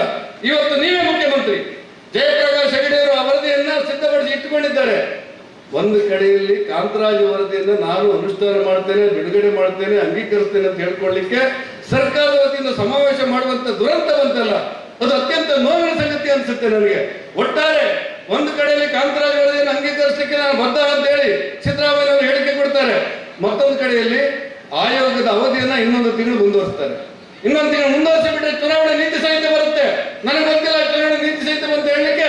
ಆ ಬಡವರಿಗೆ ವಂಚನೆ ಮಾಡಲಿಕ್ಕೆ ಅತ್ಯಂತ ಇರುವಂತಹ ಅವಕಾಶವನ್ನ ಸಿದ್ದರಾಮಯ್ಯ ಅವರು ಬಳಕೆ ಮಾಡಿಕೊಳ್ತಾ ಇದ್ದಾರೆ ಎನ್ನುವಂತ ಆರೋಪಗಳನ್ನ ಮಾಡುವಂತ ಅನಿವಾರ್ಯತೆ ಮಧ್ಯದಲ್ಲಿ ನಾವಿದ್ದೇವೆ. ಬಂಧುಗಳೇ, ನನ್ನ ವಿನಂತಿ, ಸಿದ್ದರಾಮಯ್ಯನವರ ಭಾಷೆ, ಅವರ ನಡವಳಿಕೆಗಳು ಎಲ್ಲರೂ ಒಳಗೊಂಡಂತ ಸಮಾಜ ಕರ್ತೇವೆ ಅಂತ ಹೇಳುವಂತ ಮುಖ್ಯಮಂತ್ರಿ ಸಿದ್ದರಾಮಯ್ಯನವರು, ಎಲ್ಲರೂ ಒಳಗೊಂಡ ಸಮಾಜವನ್ನು ಮಾಡ್ತೇವೆ ಅಂತ ಹೇಳುವಂತ ಕಾಂಗ್ರೆಸ್ ಪಕ್ಷದ ಮುಖ್ಯಮಂತ್ರಿ ಸಿದ್ದರಾಮಯ್ಯನವರು ಏನು ಮಾಡ್ತಾ ಇದ್ದಾರೆ ಅಂದ್ರೆ, ಇಲ್ಲಿವರೆಗೆ ಅಹಿಂದ ನಾಯಕ ನಾನು ಅಂತ ಹೇಳ್ತಾ ಇದ್ರು. ಇವತ್ತಿಂದ ಅಲ್ಪಸಂಖ್ಯಾತ ನಾಯಕ ಸಿದ್ದರಾಮಯ್ಯ ಅನ್ನೋದು ಸಾಬೀತಾಗುವುದು. ಒಂದು ಕಾಲದಲ್ಲಿ ಬಡವರು, ದುರ್ಬಲರು, ದುರಿತಿದ್ದವರು, ಪರಿಷ್ಠಾತಿ, ಪರಿಷ್ಠ ಪಂಗಡ, ಹಿಂದುಳಿದ ವರ್ಗದ ನಾಯಕ ನಾನು ಅಂತ ಹೇಳ್ತಾ ಇರುವಂತ ಸಿದ್ದರಾಮಯ್ಯನವರಿಗೆ ಇವತ್ತು ಅನಿವಾರ್ಯವಾಗಿ ನಾನು ಅಹಿಂದ ನಾಯಕ ಅಲ್ಲ, ಅಲ್ಪಸಂಖ್ಯಾತರ ನಾಯಕ ಅನ್ನುವಂತ ಮಟ್ಟಕ್ಕೆ ಅವರು ಮುಟ್ಟಿಬಿಟ್ಟಿದ್ದಾರೆ. ಅಲ್ಪಸಂಖ್ಯಾತರಿಗೆ 10,000 ಕೋಟಿ ಕೊಡ್ತೇನೆ ಅಂತ ಹೇಳಿದಾಗ ನಾವು ಹೇಳಿದೆವು 10 ಅಂದರೆ 20 ಕೋಟಿ ಸರ್ಕಾರಿ ದುಡ್ಡು ನಮಗೆ. ಆಗ ಅದೇ ಸಂದರ್ಭದಲ್ಲಿ ಪರಿಶಿಷ್ಟ ಜಾತಿಗೆ ಮೀಸಲಿರಿಸಿದಂತ 11,500 ಕೋಟಿ ರೂಪಾಯಿಯನ್ನ ಗ್ಯಾರಂಟಿಗೆ ವಿನಿಯೋಗ ಮಾಡಿದ್ರಲ್ಲ, ಯಾವ ನ್ಯಾಯ ನಿಮಗೆ? ಗ್ಯಾರಂಟಿ ವಿನಿಯೋಗ ಮಾಡಿದ್ರಿ. ನಾನು ಮತ್ತೆ ಮತ್ತೆ ಹೇಳ್ತೇನೆ, ಕರ್ನಾಟಕ ರಾಜ್ಯದಲ್ಲಿ ಭಾರತೀಯ ಜನತಾ ಪಕ್ಷ ಸೇರಿದಂತೆ ಎಲ್ಲ ರಾಜಕೀಯ ಪಕ್ಷಗಳು ಕೂಡ ತಮ್ಮ ಅಧಿಕಾರದ ಅವಧಿಯಲ್ಲಿ ಪರಿಶಿಷ್ಟ ಜಾತಿ, ಪರಿಶಿಷ್ಟ ಪಂಗಡಕ್ಕೆ ಮೀಸಲಿಟ್ಟಿರುವಂತಹ ಹಣದಲ್ಲಿ 11,500 ಕೋಟಿಯನ್ನು ಗ್ಯಾರಂಟಿಗೆ ಉಪಯೋಗ ಮಾಡಿದಂತ ಯಾವುದಾದ್ರೂ ಕೆಟ್ಟ ಸರ್ಕಾರ ಇದ್ರೆ ಅದು ಸಿದ್ದರಾಮಯ್ಯ ಸರ್ಕಾರ ಅಲ್ಲ ಅಂತ ಹೇಳಿ ನೋಡೋಣ. ಪರಿಸ್ಥಿತಿಗಳು, ಭಾಷೆಗಳು, ಸಂಸ್ಕಾರಗಳು, ನಡವಳಿಕೆಗಳು ಯಾವ ಮಟ್ಟಕ್ಕೆ ಮುಟ್ಟಿದೆ ಅಂತ ಹೇಳಿದ್ರೆ, ಇಡೀ ಭಾರತದ ಹೆಮ್ಮೆ, ಭಾರತದ ಅಭಿಮಾನ, ಭಾರತದ ಗೌರವದ ಸಂಕೇತ, ಪ್ರಜಾಪ್ರಭುತ್ವ ನಾಡಿನಲ್ಲಿ ಇಡೀ ಜಗತ್ತು ಬೆರಗಾಗಿ ದ್ರೌಪದಿ ಮುರ್ಮು ಭಾರತದ ರಾಷ್ಟ್ರಪತಿ ಆದನ್ನ ಹೆಮ್ಮೆಯಿಂದ, ಪ್ರೀತಿಯಿಂದ, ಗೌರವದಿಂದ, ಅಭಿಮಾನದಿಂದ ನೋಡುವ ಸಂದರ್ಭದಲ್ಲಿ ಆ ದ್ರೌಪದಿ ಮುರ್ಮುನಂತ ಬುಡಕಟ್ಟು ಜನಾಂಗದ ಮಹಿಳೆ, ಎಲ್ಲರ ತಾಯಿ, ಭಾರತದ ರಾಷ್ಟ್ರಪತಿಗೆ ಏಕವಚನದಲ್ಲಿ ಕರೆದಿರುವಂತ ಏಕೈಕ ರಾಜಕಾರಣಿ ಸಿದ್ದರಾಮಯ್ಯ ಅಲ್ವೇನು? ಸಂಕೋಚ ಆಗೋದಿಲ್ಲ, ಸಂಕಟವಾಗಲಿಲ್ವೇನು? ಭಾರತದ ರಾಷ್ಟ್ರಪತಿಯನ್ನು ಏಕವಚನ ಕರೀಲಿಕ್ಕೆ ನಿಮಗೆ ಅಧಿಕಾರ ಕೊಟ್ಟವರು ಯಾರು? ಸಿದ್ದರಾಮಯ್ಯನವರು ಸ್ಪಷ್ಟೀಕರಣ ಕೊಡ್ತಾರೆ, ನಾವು ಅತ್ಯಂತ ಗೌರವಿಸುವವರನ್ನು ಏಕವಚನದಲ್ಲಿ ಕರೀತೇವೆ ಅಂತೇಳಿ. ನೀವು ಅತ್ಯಂತ ಗೌರವಿಸುವವರಲ್ಲಿ ಸೋನಿಯಾ ಗಾಂಧಿ ಅವರು ಇದ್ದಾರೆ ತಾನೆ? ಯಾವ್ದಾದ್ರು ಒಂದ್ ದಿವಸ ನೀವು ಅವರಿಗೆ ಏಕವಚನದಲ್ಲಿ ಕರೆದಿದ್ದೀರಾ? ಯಾವ್ದಾದ್ರು ಒಂದ್ ದಿವಸ ಸೋನಿಯಾ ಗಾಂಧಿ ಏಕವಚನದಲ್ಲಿ ಕರೆದಿದ್ದೀರಾ? ನೀವು ಅತ್ಯಂತ ಗೌರವಿಸುವವರು, ಪ್ರೀತಿಸುವವರು, ಅಭಿಮಾನದಲ್ಲಿರುವವರು ರಾಹುಲ್ ಗಾಂಧಿ ಅವರು ತಾನೆ? ಕಾಂಗ್ರೆಸ್ ಪಕ್ಷದ ರಾಷ್ಟ್ರೀಯ ಅಧ್ಯಕ್ಷರಾಗಿದ್ದವರು. ಯಾವ್ದಾದ್ರೂ ಒಂದು ಸಭೆಯಲ್ಲಿ ರಾಹುಲ್ ಗಾಂಧಿ ಅವರನ್ನು ನೀವು ಏಕವಚನದಲ್ಲಿ ಕರೆದಿದ್ದೀರಾ? ಭಾರತದ ರಾಷ್ಟ್ರಪತಿಯನ್ನು ಏಕವಚನದಲ್ಲಿ ಕರೆದ್ರಿ. ಜಗತ್ತೆನ್ನು ಬಿಡುವಂತ ನರೇಂದ್ರ ಮೋದಿ ಅವರನ್ನು ಏಕವಚನದಲ್ಲಿ ಕರೆದ್ರಿ. ಇದರ ಫಲಿತಾಂಶವನ್ನ, ಇದರ ಪರಿಣಾಮವನ್ನ ಉಣ್ಣುವ ದಿನಗಳು ಬರುತ್ತೆ ಕಾಂಗ್ರೆಸ್ಸಿಗೆ. ಯಾರು ಕೂಡ ಆತಂಕ ಪಡಬೇಕಾದಂತ ಅವಶ್ಯಕತೆ ಇಲ್ಲ. ಮಂಡ್ಯ ಜಿಲ್ಲೆಯ ಕೆರಗೋಡದಲ್ಲಿರುವಂತ 30-40 ವರ್ಷಗಳ ಹಿಂದೆ ಒಂದು ಟ್ರಸ್ಟ್ನವರು ಒಂದು ಧ್ವಜಸ್ತಂಭವನ್ನು ಮಾಡ್ತಾರೆ. ಆ ಧ್ವಜಸ್ತಂಭದ ಮೇಲೆ ಮೊನ್ನೆ 6.5 ಲಕ್ಷ ರೂಪಾಯಿ ಸಾರ್ವಜನಿಕ ದೇಣಿಗೆಯನ್ನು, ಸರ್ಕಾರ 1 ರೂಪಾಯಿ ಕೊಟ್ಟಿಲ್ಲ, ಸಾರ್ವಜನಿಕ ದೇಣಿಗೆಯಿಂದ ಒಂದು ಧ್ವಜಸ್ತಂಭ ಮಾಡಿ ಶ್ರೀರಾಮ ಪ್ರತಿಷ್ಠಾಪನೆಯ ದಿವಸ, ಶ್ರೀರಾಮನ ಪ್ರಾಣ ಪ್ರತಿಷ್ಠಾಪನೆಯ ದಿವಸ ಆ ಹನುಮತ್ ಧ್ವಜವನ್ನ, ಕೇಸರಿ ಧ್ವಜವನ್ನ, ಭಗವದ್ ಧ್ವಜವನ್ನ ಕಟ್ಟೆ ಮೇಲೆ ಇರಿಸ್ತಾರೆ. ನೀವು ಸುಮ್ಮನೆ ಎರಿಸಿದ್ದಲ್ಲ, ಗ್ರಾಮ ಪಂಚಾಯತ್ ಅನುಮತಿ ತೆಗೆದುಕೊಳ್ಳಲಾಗಿದೆ, ನಿರ್ಣಯದ ಮೂಲಕ ಪರ್ಮಿಷನ್ ತಗೊಳ್ಳಲಾಗಿದೆ, ಗ್ರಾಮ ಪಂಚಾಯತ್ ಲೈಸೆನ್ಸ್ ತಗೊಂಡಿದ್ದಾರೆ. ಭಗವದ್ ಧ್ವಜ ಅನ್ನೋ ಒಂದೇ ಕಾರಣಕ್ಕೆ ರಾತ್ರಿ 3 ಗಂಟೆಗೆ ಪೊಲೀಸರನ್ನ ಕಳಿಸಿ, ಜಿಲ್ಲಾಧಿಕಾರಿ ಅವರನ್ನ ಕಳಿಸಿ, ಕಾಂಗ್ರೆಸ್ ಸರ್ಕಾರ, ಸಿದ್ದರಾಮಯ್ಯನವರ ಸರ್ಕಾರ ಭಗವದ್ ಧ್ವಜನ ಕೆಳಗಿಳಿಸಿದ್ದಲ್ಲ. ನಾವು ಭಾರತೀಯ ಜನತಾ ಪಕ್ಷವರು ಹೇಳ್ತಾ ಇದ್ದೇವೆ, ಇನ್ನು ಮುಂದೆ ಭಗವದ್ ಧ್ವಜವನ್ನು ನೀವು ಯಾವ ದಿವಸ ಕೆಳಗಿಳಿಸಿ ಆ ಮಹಿಳೆಯರಿಗೆ ಲಾಠಿ ಚಾರ್ಜ್ ಮಾಡಿದ್ರು, ಆ ಯುವಕರ ಮೇಲೆ ಪೆಟ್ಟು ಮಾಡಿದ್ರು, ಆ ಯುವಕರ ಮೇಲೆ ದೊಣ್ಣೆ ಬೀರಿಸಿದ್ರು. ನೀವು ಇನ್ನು ಮುಂದೆ ನಡೀತಾ ಇರುವುದು ಕರ್ನಾಟಕ ರಾಜ್ಯದ ಮಟ್ಟಿಗೆ, ಕರ್ನಾಟಕ ರಾಜ್ಯದಲ್ಲಿ ಹನುಮ ಭಕ್ತರಿಗೂ ಟಿಪ್ಪು ಭಕ್ತರಿಗೂ ನಡೆದಾಡುವಂತಹ ಚುನಾವಣೆ. ನಾಳೆ ನಡೆಯುವಂತ ಚುನಾವಣೆ ಹನುಮ ಭಕ್ತರಿಗೂ ರಾಮ ಭಕ್ತರು ಒಂದೆಡೆ ಆದರೆ ಮತ್ತೊಂದು ನಡೆಯಲ್ಲಿ ಸಿದ್ದರಾಮಯ್ಯನವರು ಕಾಂಗ್ರೆಸ್ ಮತ್ತು ಟಿಪ್ಪು ಭಕ್ತರ ಚುನಾವಣೆ ನಡೆಯುತ್ತೆ. ಈ ಚುನಾವಣೆಯಲ್ಲಿ ರಾಮ ಭಕ್ತರು ಗೆಲ್ತಾರೆ. ನಾನು ಸಿದ್ದರಾಮಯ್ಯನವರಿಗೆ ಬಹಿರಂಗವಾದಂತೆ ಈ ಸಭೆಯಲ್ಲಿ ಹೇಳ್ತೇನೆ, ಬರೆದಿಟ್ಟುಕೊಳ್ಳಿ ಈ ಮಾತನ್ನ. ನಿಶ್ಚಯವಾಗಿ ಮಾನ್ಯ ಪಾರ್ಲಿಮೆಂಟ್ ಚುನಾವಣೆಯಲ್ಲಿ ರಾಮ ಭಕ್ತರು ಗೆದ್ದೇ ಗೆಲ್ತಾರೆ, ಇದರಲ್ಲಿ ಅನುಮಾನಗಳಾಗಿಲ್ಲ. ನನ್ನ ವಿನಂತಿ, ನಾನು ಅತ್ಯಂತ ವಿನಂತಿ ಮಾಡ್ತೇನೆ, ಅಭಿನಂದನೆ ಮಾಡುವಂತಹದ್ದು ನಮ್ಮ ಹಿಂದಿನ ಜಿಲ್ಲಾಧ್ಯಕ್ಷರಾದಂಥ ಸುದರ್ಶನ್ ಅವರಿಗೆ. ಬಹಳ ಬುದ್ಧಿವಂತಿಕೆಯಿಂದ, ನಾಜೂಕಿಂದ ಎಲ್ಲರನ್ನು ಒಟ್ಟಾಗಿ ತೆಗೆದುಕೊಂಡು ಹೋಗುವಂತ ಒಳ್ಳೆಯ ಗುಣಗಳಿಂದ 4 ವರ್ಷಗಳ ಕಾಲ ಈ ಜಿಲ್ಲೆಯ ಬಿಜೆಪಿಯ ಜಿಲ್ಲಾಧ್ಯಕ್ಷರಾಗಿ ಎಲ್ಲ ಚುನಾವಣೆಯಲ್ಲಿ ಗೆದ್ದುಕೊಟ್ಟದಕ್ಕೋಸ್ಕರ ಸುದರ್ಶನ್ ಮತ್ತು ತಂಡದವರಿಗೆ ನಾನು ಅಭಿನಂದನೆ ಹೇಳ್ತೇನೆ. ನಾನು ಸತೀಶ್ ಕುಂಪಾಲ್ರವ್ರ ಬಗ್ಗೆ ಅತ್ಯಂತ ಖುಷಿ ಏನಂತ ಹೇಳಿದ್ರೆ, ದಕ್ಷಿಣ ಕನ್ನಡ ಜಿಲ್ಲೆಯಲ್ಲಿರುವಂತಹ ಮುಖ್ಯ ರಸ್ತೆಗಳಾಯ್ತಲ್ಲ, ಹಳ್ಳಿಗಳಲ್ಲಿ ಬೂತ್ಗಳಲ್ಲಿ ಹೆಚ್ಚು ಕಡಿಮೆ ಸಾವಿರ ಬ್ಯಾನರ್ಗಳು ಇವತ್ತು ಸತೀಶ್ ಕುಮಾರ್ ಪರವಾಗಿ ನಿಂತುಬಿಟ್ಟಿದೆ. ಆ ಮಟ್ಟದ ಕಾರ್ಯಕರ್ತರ ಸಂಪರ್ಕ ಸತೀಶ್ ಕುಮಾರ್ ಇದೆ ಅಂತ ನನಗೆ ಅನ್ಸ್ಕೊಂಡಿರ್ಲಿಲ್ಲ. ನನ್ನ ಅನುಭವದ ಪ್ರಕಾರ ಯಾರೋ ನನಗೆ ಹೇಳ್ತಾ ಇದ್ರು, ಕೋಟಾ ಶ್ರೀನಿವಾಸ ಪೂಜಾರಿ ತಣ್ಣೀರನ್ನು ತರಿಸಿ ಕುಡಿತಾರೆ ಅಂತ ಹೇಳಿ ಹೇಳ್ತಾ ಇದ್ರು. ನಾನು ಅಲ್ಲ ಅಂತ ಹೇಳಿದ್ದೆ. ಈ ಜಿಲ್ಲೆಯಲ್ಲಿ ತಣ್ಣೀರನ್ನು ತರಿಸಿ ಕೊಡುವಂತ ತಾಕತ್ತು ಯಾರಿಗಾದ್ರೂ ಇದ್ರೆ ಅದು ಸತೀಶ್ ಕುಂಪಾಲ್ರಿಗೆ ಅಂತ ಅನ್ಸ್ಕೊಂಡು, ರಾಜ್ಯದಲ್ಲಿ ಭಾರತೀಯ ಜನತಾ ಪಕ್ಷವನ್ನ 4 ವರ್ಷಗಳ ಕಾಲ ಕಟ್ಟಿಬೆಳೆಸಿ ಕರ್ನಾಟಕ ರಾಜ್ಯದಾದ್ಯಂತ ಓಡಾಟಗಳನ್ನು ಮಾಡಿ ಜನರಿಗೆ, ಕಾರ್ಯಕರ್ತರಿಗೆ, ನಾನು ಬೀದರಿಗೆ ಹೋದಾಗ ಅಲ್ಲಿ ಅವರು ಹೇಳ್ತಾ ಇದ್ರು, ನಳಿನ್ ಕುಮಾರ್ ಅವರು ಕಾರ್ಯಕರ್ತರ ಸಂಘಟನೆ ಮತ್ತು ಜೋಡಣೆ ಏನಂತೇಳಿ ನಮ್ಮ ಜಿಲ್ಲೆಗೆ ಹೇಳಿ ಹೋಗಿದ್ದಾರೆ ಅಂತ ಮನೆ ಹೋಗಿದ್ದರು. ಹಾಗಾಗಿ ನಮ್ಮ ಇಡೀ ತಂಡ, ರಾಜ್ಯಾಧ್ಯಕ್ಷರಾಗಿ ನಳಿನ್ ಕುಮಾರ್ ಅವರ ಪರಿಶ್ರಮ ಅತ್ಯಂತ ಗೌರವದಿಂದ ನಾನು ಈ ಸಂದರ್ಭದಲ್ಲಿ ನೆನೆಯುತ್ತೇನೆ. ನನಗೆ ಅತ್ಯಂತ ಹೆಮ್ಮೆ ಮತ್ತು ಅಭಿಮಾನ ಏನಂತ ಹೇಳಿದ್ರೆ, ಒಂದು ಕಾಲದಲ್ಲಿ ಕರ್ನಾಟಕ ರಾಜ್ಯದಲ್ಲಿ ಒಂದು ಮಾತಿತ್ತು, ಯಡಿಯೂರಪ್ಪ ಗುಡುಗಿದರೆ ವಿಧಾನಸೌಧ ನಡುಗುವುದು ಅಂತೇಳಿ. ಯಡಿಯೂರಪ್ಪ ಗುಡುಗಿದರೆ ವಿಧಾನಸೌಧ ನಡುಗುವುದು ಅಂತೇಳಿ. ಇವತ್ತೇನಾಗಿದೆ ಅಂತ ಹೇಳಿದ್ರೆ, ವಿಜಯೇಂದ್ರ ಗುಡುಗಿದರೆ ಇಡೀ ಕಾಂಗ್ರೆಸ್ ಪಕ್ಷ ಗಡಗಡ ಅಂತೇಳಿ ನಡುಗುವಂತ ಒಂದು ವಾತಾವರಣ ನಿರ್ಮಾಣವಾಗಿದೆ. ಶಕ್ತಿ, ಸಾಮರ್ಥ್ಯ, ತಂತ್ರಗಾರಿಕೆ ಯಾರಿಗೂ ಗೊತ್ತಿಲ್ಲದೆ ಜಗದೀಶ್ ಶೆಟ್ಟರ್ ವಾಪಸ್ ಬರ್ತಾರೆ ಮನೆಗೆ. ಹೇಗಂತ ಯಾರಿಗೂ ಗೊತ್ತಿಲ್ಲ, ಹೇಗಂತ ನಮ್ಗೆ ಯಾರಿಗೂ ಗೊತ್ತಿಲ್ಲ. ಯಾರ ಕೇಳಿದ್ರು ಜಗದೀಶ್ ಶೆಟ್ಟರ್ ವಾಪಸ್ ಬಂದ್ರಲ್ಲ ಅಂತೇಳಿ ವಿಜಯೇಂದ್ರ ಕೈಯಲ್ಲಿ. ಮಾಮೂಲಿ ಒಂದ್ಸರ್ತಿ ಮುಗುಳ್ನಕ್ಕೆ ನೆಟ್ಟು ಅವರಲ್ಲಿ ನಿಲ್ಲಿಸಿಬಿಟ್ರು, ಉತ್ತರವೇ ಹೇಳಿಲ್ಲ. ನನಗೆ ಅನಿಸ್ತದೆ, ಈ ಜಿಲ್ಲೆಯಲ್ಲಿ ಪಂಚಾಯತಿಯಿಂದ ವಿಧಾನಸಭೆಯವರೆಗೆ ಎಲ್ಲ ಚುನಾವಣೆಗಳಲ್ಲಿ ಗೆಲುವನ್ನು ತಂದುಕೊಡತಕ್ಕಂಥ ನೇತೃತ್ವವನ್ನು ಸುದರ್ಶನ್ ಅವರ ಟೀಮ್ ಮಾಡಿದೆ. ಅವರ ಇಡೀ ಟೀಮಿಗೆ ನಾನು ಹೃದಯಪೂರ್ವಕವಾಗಿರ್ತಕ್ಕಂಥ ಅಭಿನಂದನೆಗಳನ್ನು ಸಲ್ಲಿಸಿ. ಪಂಚಾಯತ್ ಚುನಾವಣೆಯಲ್ಲಿ ಅಭೂತಪೂರ್ವವಾಗಿರ್ತಕ್ಕಂಥ ಗೆಲುವನ್ನು ಸಾಧಿಸಿದ್ದೇವೆ. ಎಲ್ಲ ನಗರ ಪಂಚಾಯತ್ಗಳು ನಮ್ಮ ತೆಕ್ಕೆಗೆ ಬಂದಿದೆ. ಜಿಲ್ಲಾ ಪಂಚಾಯತ್ ಆಡಳಿತ ನಮ್ಮ ಕೈಯಲ್ಲಿತ್ತು, ಎಲ್ಲ ತಾಲೂಕು ಪಂಚಾಯತ್ಗಳು ನಮ್ಮ ಕೈಯಲ್ಲಿತ್ತು. ಮಹಾನಗರ ಪಾಲಿಕೆ ಚುನಾವಣೆಯಲ್ಲಿ ನಾವು ಗೆದ್ದಿದ್ದೇವೆ. ವಿಧಾನಸಭೆಯಲ್ಲೂ 8ರಲ್ಲಿ 6 ಸ್ಥಾನಗಳನ್ನು ಗೆಲುವನ್ನು ತಂದುಕೊಡ್ತಕ್ಕಂಥ ಪ್ರಯತ್ನಗಳು ಆಗಿದ್ದಾವೆ. ಹಾಗಾಗಿ ಒಟ್ಟು ಸಂಘಟನಾತ್ಮಕವಾಗಿ ಕಾರ್ಯವನ್ನು ಮತಗಟ್ಟೆಯವರೆಗೆ ತಗೊಂಡು ಹೋಗತಕ್ಕಂಥ ಕೆಲಸವನ್ನ ಸುದರ್ಶನ್ ಮತ್ತು ಅವರ ಇಡೀ ಟೀಮ್ ಮಾಡಿದೆ. ಆ ಇಡೀ ಟೀಮಿಗೆ ನಾನು ಹೃದಯಪೂರ್ವಕವಾಗಿರ್ತಕ್ಕಂಥ ಅಭಿವಂದನೆಗಳು. ದೇಶದಲ್ಲಿ ಪರಿವರ್ತನೆಯ ಕಾಲಘಟ್ಟಗಳು ಪ್ರಾರಂಭ ಆಗಿದ್ದಾವೆ. ಇಡೀ ಜಗತ್ತು ಇವತ್ತು ಭಾರತ ಕಡೆಗೆ ನೋಡ್ತಾ ಇದ್ದಾವೆ. ಇವತ್ತು ಇಡೀ ಕಾರ್ಯಕರ್ತರು ಉತ್ಸಾಹದಿಂದ ಇದ್ದಾರೆ. 500 ವರ್ಷಗಳ ಹೋರಾಟದ ಅಯೋಧ್ಯೆಯ ಪ್ರಭು ಶ್ರೀರಾಮಚಂದ್ರನ ಮಂದಿರ ಮತ್ತೆ ಪ್ರಭು ಶ್ರೀರಾಮಚಂದ್ರನ ಪ್ರತಿಷ್ಠಾಪನೆಯ ಮುಖಾಂತರ ಇಡೀ ಹಿಂದೂ ಸಮಾಜ ಎದ್ದು ನಿಲ್ಲತಕ್ಕಂಥ, ಇಡೀ ಹಿಂದೂ ಸಮಾಜ ಧೈರ್ಯವನ್ನು, ವಿಶ್ವಾಸ ತುಂಬತಕ್ಕಂಥ ಕಾರ್ಯಗಳಾಗಿದೆ. ಇವತ್ತು ನರೇಂದ್ರ ಮೋದಿ ಅವರ ಆಡಳಿತದಲ್ಲಿ ಭಾರತದಲ್ಲಿ ಪರಿವರ್ತನೆಗಳಾಗ್ತಾ ಇದ್ದಾವೆ. ಅಯೋಧ್ಯೆಯ ಪ್ರಭು ಶ್ರೀರಾಮಚಂದ್ರನ ಪ್ರತಿಷ್ಠಾಪನೆ ನಂತರ ಬದಲಾವಣೆ ಆಗಿದ್ದಾವೆ. ಐಎ ತುಂಡಾಗ್ತಾ ಇದೆ, ಚೂರು ಆಗ್ತಾ ಇದೆ. ಭಾರತೀಯ ಜನತಾ ಪಾರ್ಟಿಯ ನೇತೃತ್ವದ NDA ಅಭೂತಪೂರ್ವವಾಗಿರ್ತಕ್ಕಂಥ ಸಾಧನೆಯನ್ನು ದೇಶದಲ್ಲಿ ತೋರಿಸ್ತಾ ಇದೆ. ಇವತ್ತು ಬಿಹಾರನಂತ ರಾಜ್ಯ ಮತ್ತೆ ಭಾರತೀಯ ಜನತಾ ಪಾರ್ಟಿಯ ತೆಕ್ಕೆಗೆ ಬಂದಿದೆ. ಇಡೀ ದೇಶದಲ್ಲಿ ಮತ್ತೆ ಮೋದಿ ಮತ್ತು ರಾಮ 2 ಮಾತುಗಳು ಕೇಳ್ತಾ ಇದ್ದಾವೆ. ಮುಂದಿನ ಚುನಾವಣೆಯಲ್ಲಿ ಹೇಳ್ತಾ ಇದೆ, ಈ ದೇಶದಲ್ಲಿ ಮತ್ತೆ ಮೋದಿ ಪ್ರಧಾನಮಂತ್ರಿ ಆಗುವುದು ಶತಸಿದ್ಧ, ಮೋದಿ ಪ್ರಧಾನಮಂತ್ರಿ ಆಗತಕ್ಕಂಥದ್ದು ಶತಸಿದ್ಧ. ಹಾಗಾಗಿ ಇವತ್ತು ಇಡೀ ದೇಶದಲ್ಲಿ ವಾತಾವರಣಗಳು ಪರಿವರ್ತನೆಗಳಾಗ್ತಾ ಇದ್ದಾವೆ. ರಾಜ್ಯದಲ್ಲಿ ಮತ್ತೆ ಕಾಂಗ್ರೆಸ್ನ ದಬ್ಬಾಳಿಕೆ ಪ್ರಾರಂಭ ಆಗಿದೆ. ಹಿಂದೂ ದಮನ ನೀತಿಗಳು ಪ್ರಾರಂಭ ಆಗಿದ್ದಾವೆ. ಅಯೋಧ್ಯೆಯ ಪ್ರಭು ಶ್ರೀರಾಮಚಂದ್ರನ ಮಂದಿರದ ಪ್ರತಿಷ್ಠಾಪನೆ ಸಂದರ್ಭದಲ್ಲಿ ಈ ರಾಜ್ಯದ ಮುಖ್ಯಮಂತ್ರಿ ಅವಹೇಳನ ಮಾತುಗಳನ್ನು ಆಡಿದ್ದಾರೆ. ಇವತ್ತು ಹನುಮ ಧ್ವಜವನ್ನು ತೆರವುಗೊಳಿಸುವುದರ ಮುಖಾಂತರ ಹಿಂದೂ ಸಮಾಜಕ್ಕೆ ಆಘಾತ ಮಾಡತಕ್ಕಂಥ, ಹಿಂದೂ ಸಮಾಜಕ್ಕೆ ದ್ರೋಹ ಮಾಡತಕ್ಕಂಥ ಕೆಲಸವನ್ನು ಮಾಡಿದ್ದಾರೆ. ರಾಮ ಮತ್ತು ಹನುಮಂತನ ಶಾಪ ಸಿದ್ದರಾಮಯ್ಯನಿಗೆ ತಟ್ಟುತ್ತೆ.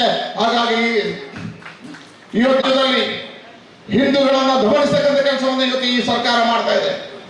ಕೇವಲ ಹನುಮ ಧ್ವಜವನ್ನು ಕಿತ್ತರಿಸಿದ ಮಾತ್ರ ಅಲ್ಲ, ಈ ರಾಜ್ಯದಲ್ಲಿ ಇವತ್ತು ಹಿಂದೂ ಕಾರ್ಯಕರ್ತರ ಮೇಲೆ ಗೂಂಡಾಗಿರಿಯ ಕೇಸುಗಳನ್ನು ಹಾಕತಕ್ಕಂಥದ್ದು, ಅವರನ್ನ ಗಡಿಪಾರು ಮಾಡತಕ್ಕಂಥದ್ದು, ಅವರ ಮೇಲೆ ಕೇಸುಗಳನ್ನು ದಾಖಲು ಮಾಡಿ ಅವರನ್ನು ಜೈಲಿಗೆ ಅಟ್ಟಕ್ಕಂಥ ಕೆಲಸವನ್ನು ಮಾಡ್ತಾ ಇದೆ.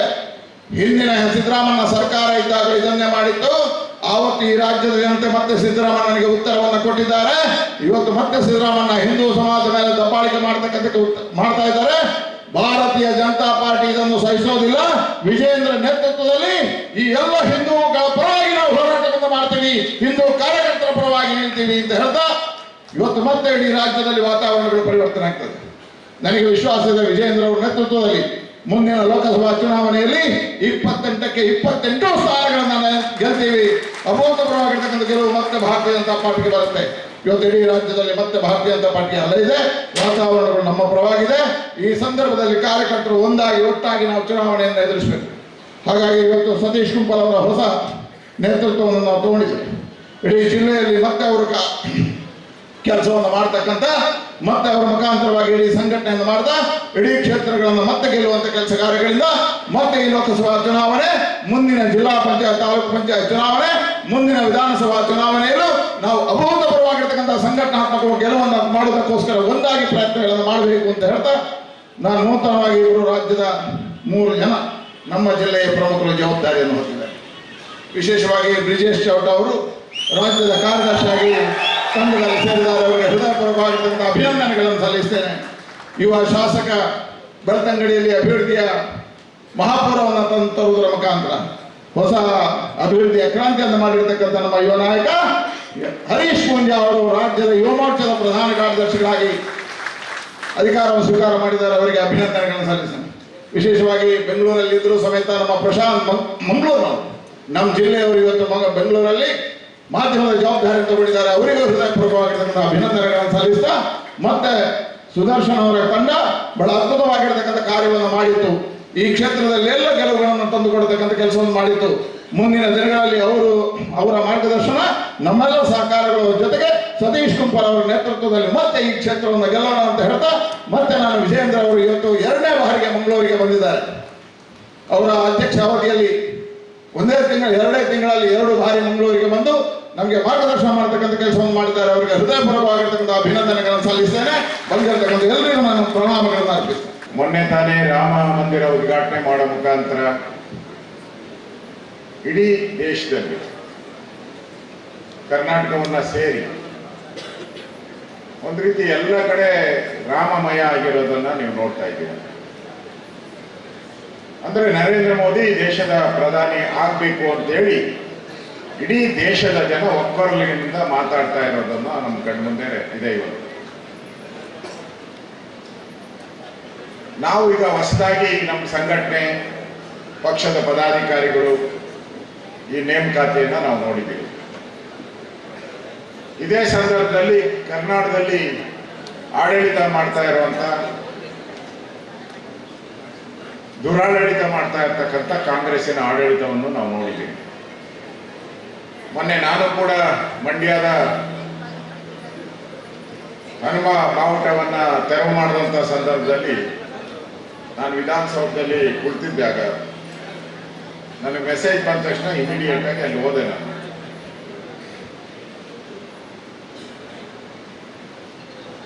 ಕಾಂಗ್ರೆಸ್ ಅವರು ಈ ಸಂದರ್ಭದಲ್ಲಿ ಆ ಮಂಡ್ಯದ ಒಂದು ಧ್ವಜವನ್ನ ತೆಗೆಯುವಂಥದ್ದು ಎಲ್ಲರಿಗೂ ಏನಿದೆ, ಕೆಲವು ಟಿವಿ ಮಾಧ್ಯಮ ಪತ್ರಿಕೆಯಲ್ಲೆಲ್ಲರೂ ಕೂಡ ಸಿದ್ದರಾಮಯ್ಯನವರು ಪದೇ ಪದೇ ತೋರಿಸ್ತಾ ಇದ್ದಾರೆ. ಹೋಮ್ ಮಿನಿಸ್ಟ್ರು ಪರಮೇಶ್ವರ್ ನೋಡಿ ನಮ್ಮ ಹತ್ರ ಸರ್ಟಿಫಿಕೇಟ್ ಇದೆ, ಅದು ಅಕ್ರಮ ಅಂತ. ನಮ್ಮ ತಲೆಯಲ್ಲೆಲ್ಲೋ ನಾನು ಮಾಧ್ಯಮದವ್ರು ಕೇಳಿದೆ, ಇಲ್ಲ ಸರ್ ಏನೋ ನಿಮ್ದೇನೋ ಸರಿ ಇಲ್ಲಲ್ಲ ಡಾಕ್ಯುಮೆಂಟು ಅಂತ. ನಾನು ಸ್ವತಃ ನೋಡಿದ್ದೀನಿ. ಅಲ್ಲಿ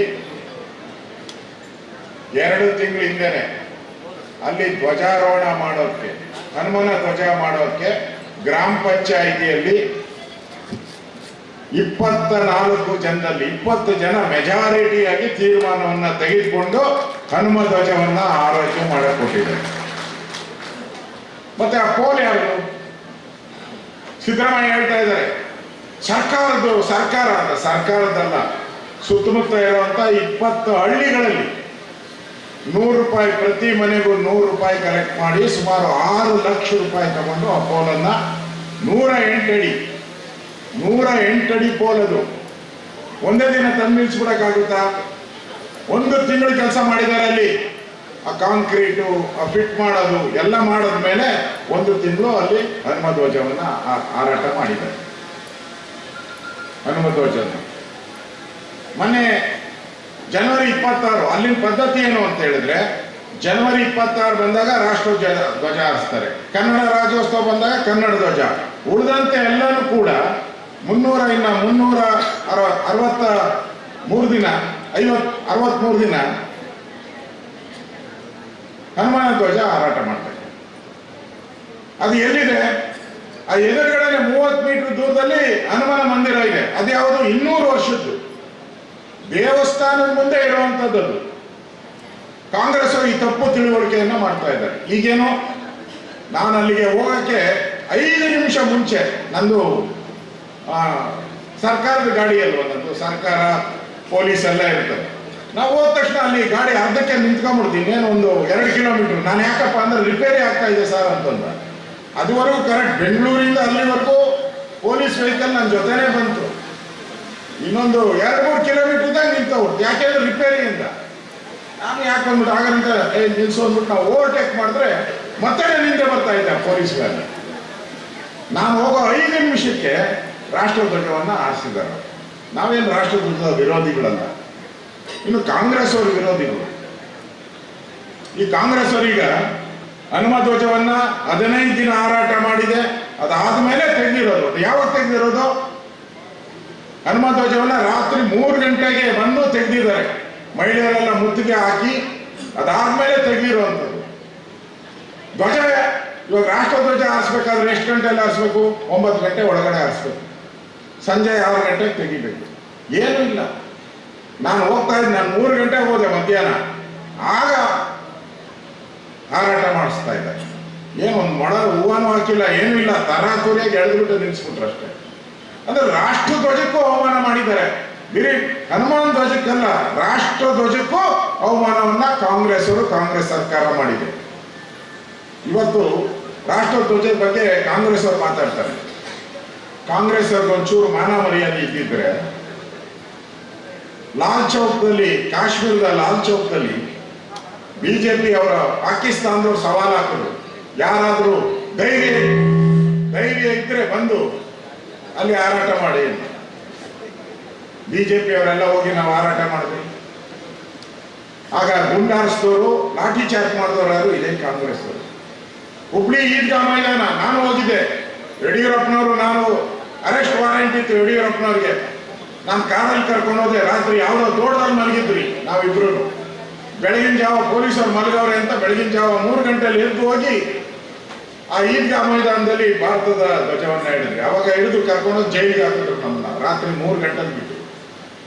ಅವಾಗ ಯಾಕೆ ಲಾಠಿ ಚಾರ್ಜ್ ಮಾಡಿದ್ರಿ ಭಾರತ ಧ್ವಜವನ್ನ ಹಾರಾಟ ಮಾಡಕ್ಕೆ?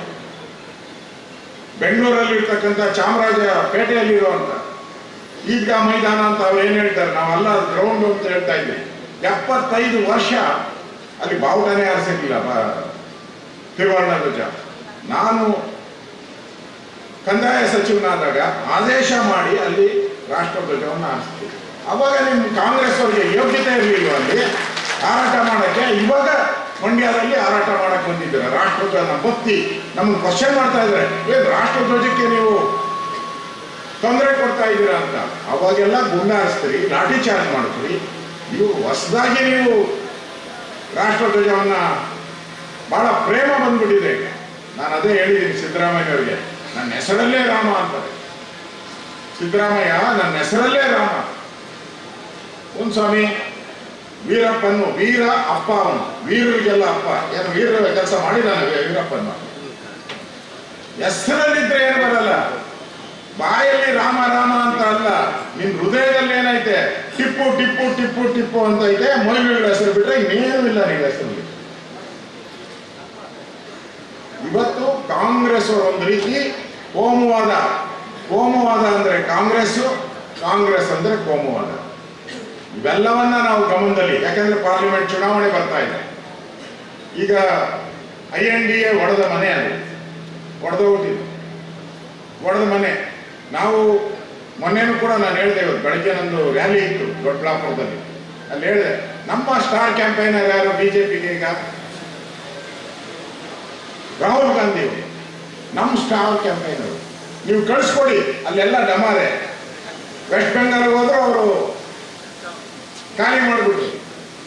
ಮಮತಾ ಬ್ಯಾನರ್ಜಿ ಅವರು ಹೇಳಿದ್ರು, ನಿಮ್ಮ ಯೋಗ್ಯತೆಗೆ, ಕಾಂಗ್ರೆಸ್ ಯೋಗ್ಯತೆಗೆ ಇಲ್ಲಿ ಒಂದು ಸೀಟು ಗೆಲ್ಲಲ್ಲ, ನಿಮ್ಗೆ ಒಂದು ಕೊಡಲ್ಲ, ಗೆಟ್ ಔಟ್ ಅಂತ ಹೇಳಿದ್ರು. ಅಲ್ಲಿಂದ ಮುಗಿಸ್ಕೊಂಡು ಬಿಹಾರಿಗೆ ಬಂದರು. ಬಿಹಾರದಲ್ಲಿ ಮುಖ್ಯಮಂತ್ರಿ ಬಂದು ನನಗೆ ಯಾರು ಆಗ್ತಾರೆ, ಶಾಲು ಆಗ್ತಾರೆ ಅಂತ. ಮುಖ್ಯಮಂತ್ರಿನೇ ಇಲ್ಲ, ಬಿಜೆಪಿ ಯಾವಾಗಲ್ಲಿ ಎಲ್ಲೆಲ್ಲಿ ಕಾಲಿಡ್ತಾರೋ ರಾಹುಲ್ ಗಾಂಧಿ ಅವರು ಅಲ್ಲೆಲ್ಲ ಬಿಜೆಪಿಗೆ ಗೇನ್. ದೇಶದಲ್ಲಿ, ರಾಜ್ಯದಲ್ಲಿ ಒಂದು ಒಳ್ಳೆಯ ಪರಿಸ್ಥಿತಿ ಇದೆ, ಮೋದಿ ಗೆಲ್ಲಬೇಕು ಅಂತೇಳಿ.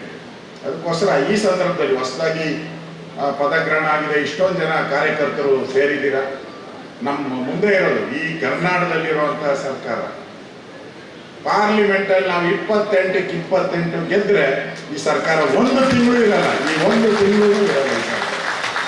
ನಾಚಿಕೆಯಾಗಿ ಅವರೇ ಬಿಟ್ಟು ಹೋಗ್ಬೇಕು. ಇಲ್ಲ, ಅವ್ರ MLA ಅವಾಗೆ ತೀರ್ಮಾನ ಮಾಡ್ಬಿಡ್ತಾರೆ, ಈ ದರಿದ್ರ ಪಾರ್ಟಿಯಲ್ಲಿ ನಾವಿದ್ರೆ ಎಲ್ಲರೂ ಹೋದ್ರು ನಾವು ಓಟ್ ಹೋಗೋಣ ಅಂತ ಹೇಳಿ ಕಾಂಗ್ರೆಸ್ MLA ತೀರ್ಮಾನ ಮಾಡ್ತಾರೆ. ಆ ಪರಿಸ್ಥಿತಿ ಇವತ್ತು ಕರ್ನಾಟಕದಲ್ಲಿ. ಅದಕ್ಕೋಸ್ಕರ ವಿನಂತಿ ಮಾಡ್ತೀನಿ, ಪಾರ್ಲಿಮೆಂಟ್ ಅಲ್ಲಿ ಒಳ್ಳೆಯ ರಿಸಲ್ಟ್ ಅನ್ನ ಕೊಡೋಣ. ಇಡೀ ಕರ್ನಾಟಕದಲ್ಲಿ ಒಳ್ಳೆಯ JDS ಕೂಡ ನಮ್ಮ ಜೊತೆ ಬಂದಿರೋದ್ರಿಂದ ಇಡೀ ಕರ್ನಾಟಕದಲ್ಲಿ 28 ಕ್ಷೇತ್ರದಲ್ಲೂ ಕೂಡ ಪ್ರಬಲ ಸ್ಪರ್ಧೆ, ಗೆಲ್ಲುವಂತ ಸ್ಪರ್ಧೆ ಕೊಡುವಂತ ಒಂದು ವಾತಾವರಣ ನಮ್ಮಲ್ಲಿ ಇದೆ. ಆ ದೃಷ್ಟಿಯಿಂದ ಸನ್ಮಾನ್ಯ ವಿಜಯೇಂದ್ರ ಅವರು ಕೂಡ ನಮ್ಮ ರಾಜ್ಯ ಅಧ್ಯಕ್ಷರಾಗಿ ಎಲ್ಲ ಕಡೆ ಪ್ರವಾಸ ಮಾಡ್ತಾ ಇದ್ದಾರೆ. ನಾನು ಕೂಡ ಎಲ್ಲ ಕಡೆ ಪ್ರವಾಸಗಳನ್ನು ಮಾಡ್ತಾ ಇದ್ದೀನಿ. ನಾವೆಲ್ಲರೂ ಒಟ್ಟಿಗೆ ಈ ಬಾರಿ ಮೋದಿಯನ್ನ ಮತ್ತೊಮ್ಮೆ ಈ ದೇಶದ ಪ್ರಧಾನಿ ಮಾಡುವಂಥದ್ದಕ್ಕೆ ನಾವೆಲ್ಲರೂ ಒಟ್ಟಿಗೆ ಕೆಲಸ ಮಾಡೋಣ ಅನ್ನೋ ಮಾತನ್ನು ಹೇಳಿ ನನಗೆ ಮಾತಾಡೋಕ್ಕೆ ಅವಕಾಶ ಕೊಟ್ಟಿದ್ದಕ್ಕೆ ನಮ್ಮ ಹೊಸ ಅಧ್ಯಕ್ಷರಿಗೆ ನನ್ನ ಅಭಿನಂದನೆಗಳನ್ನು ತಿಳಿಸಿ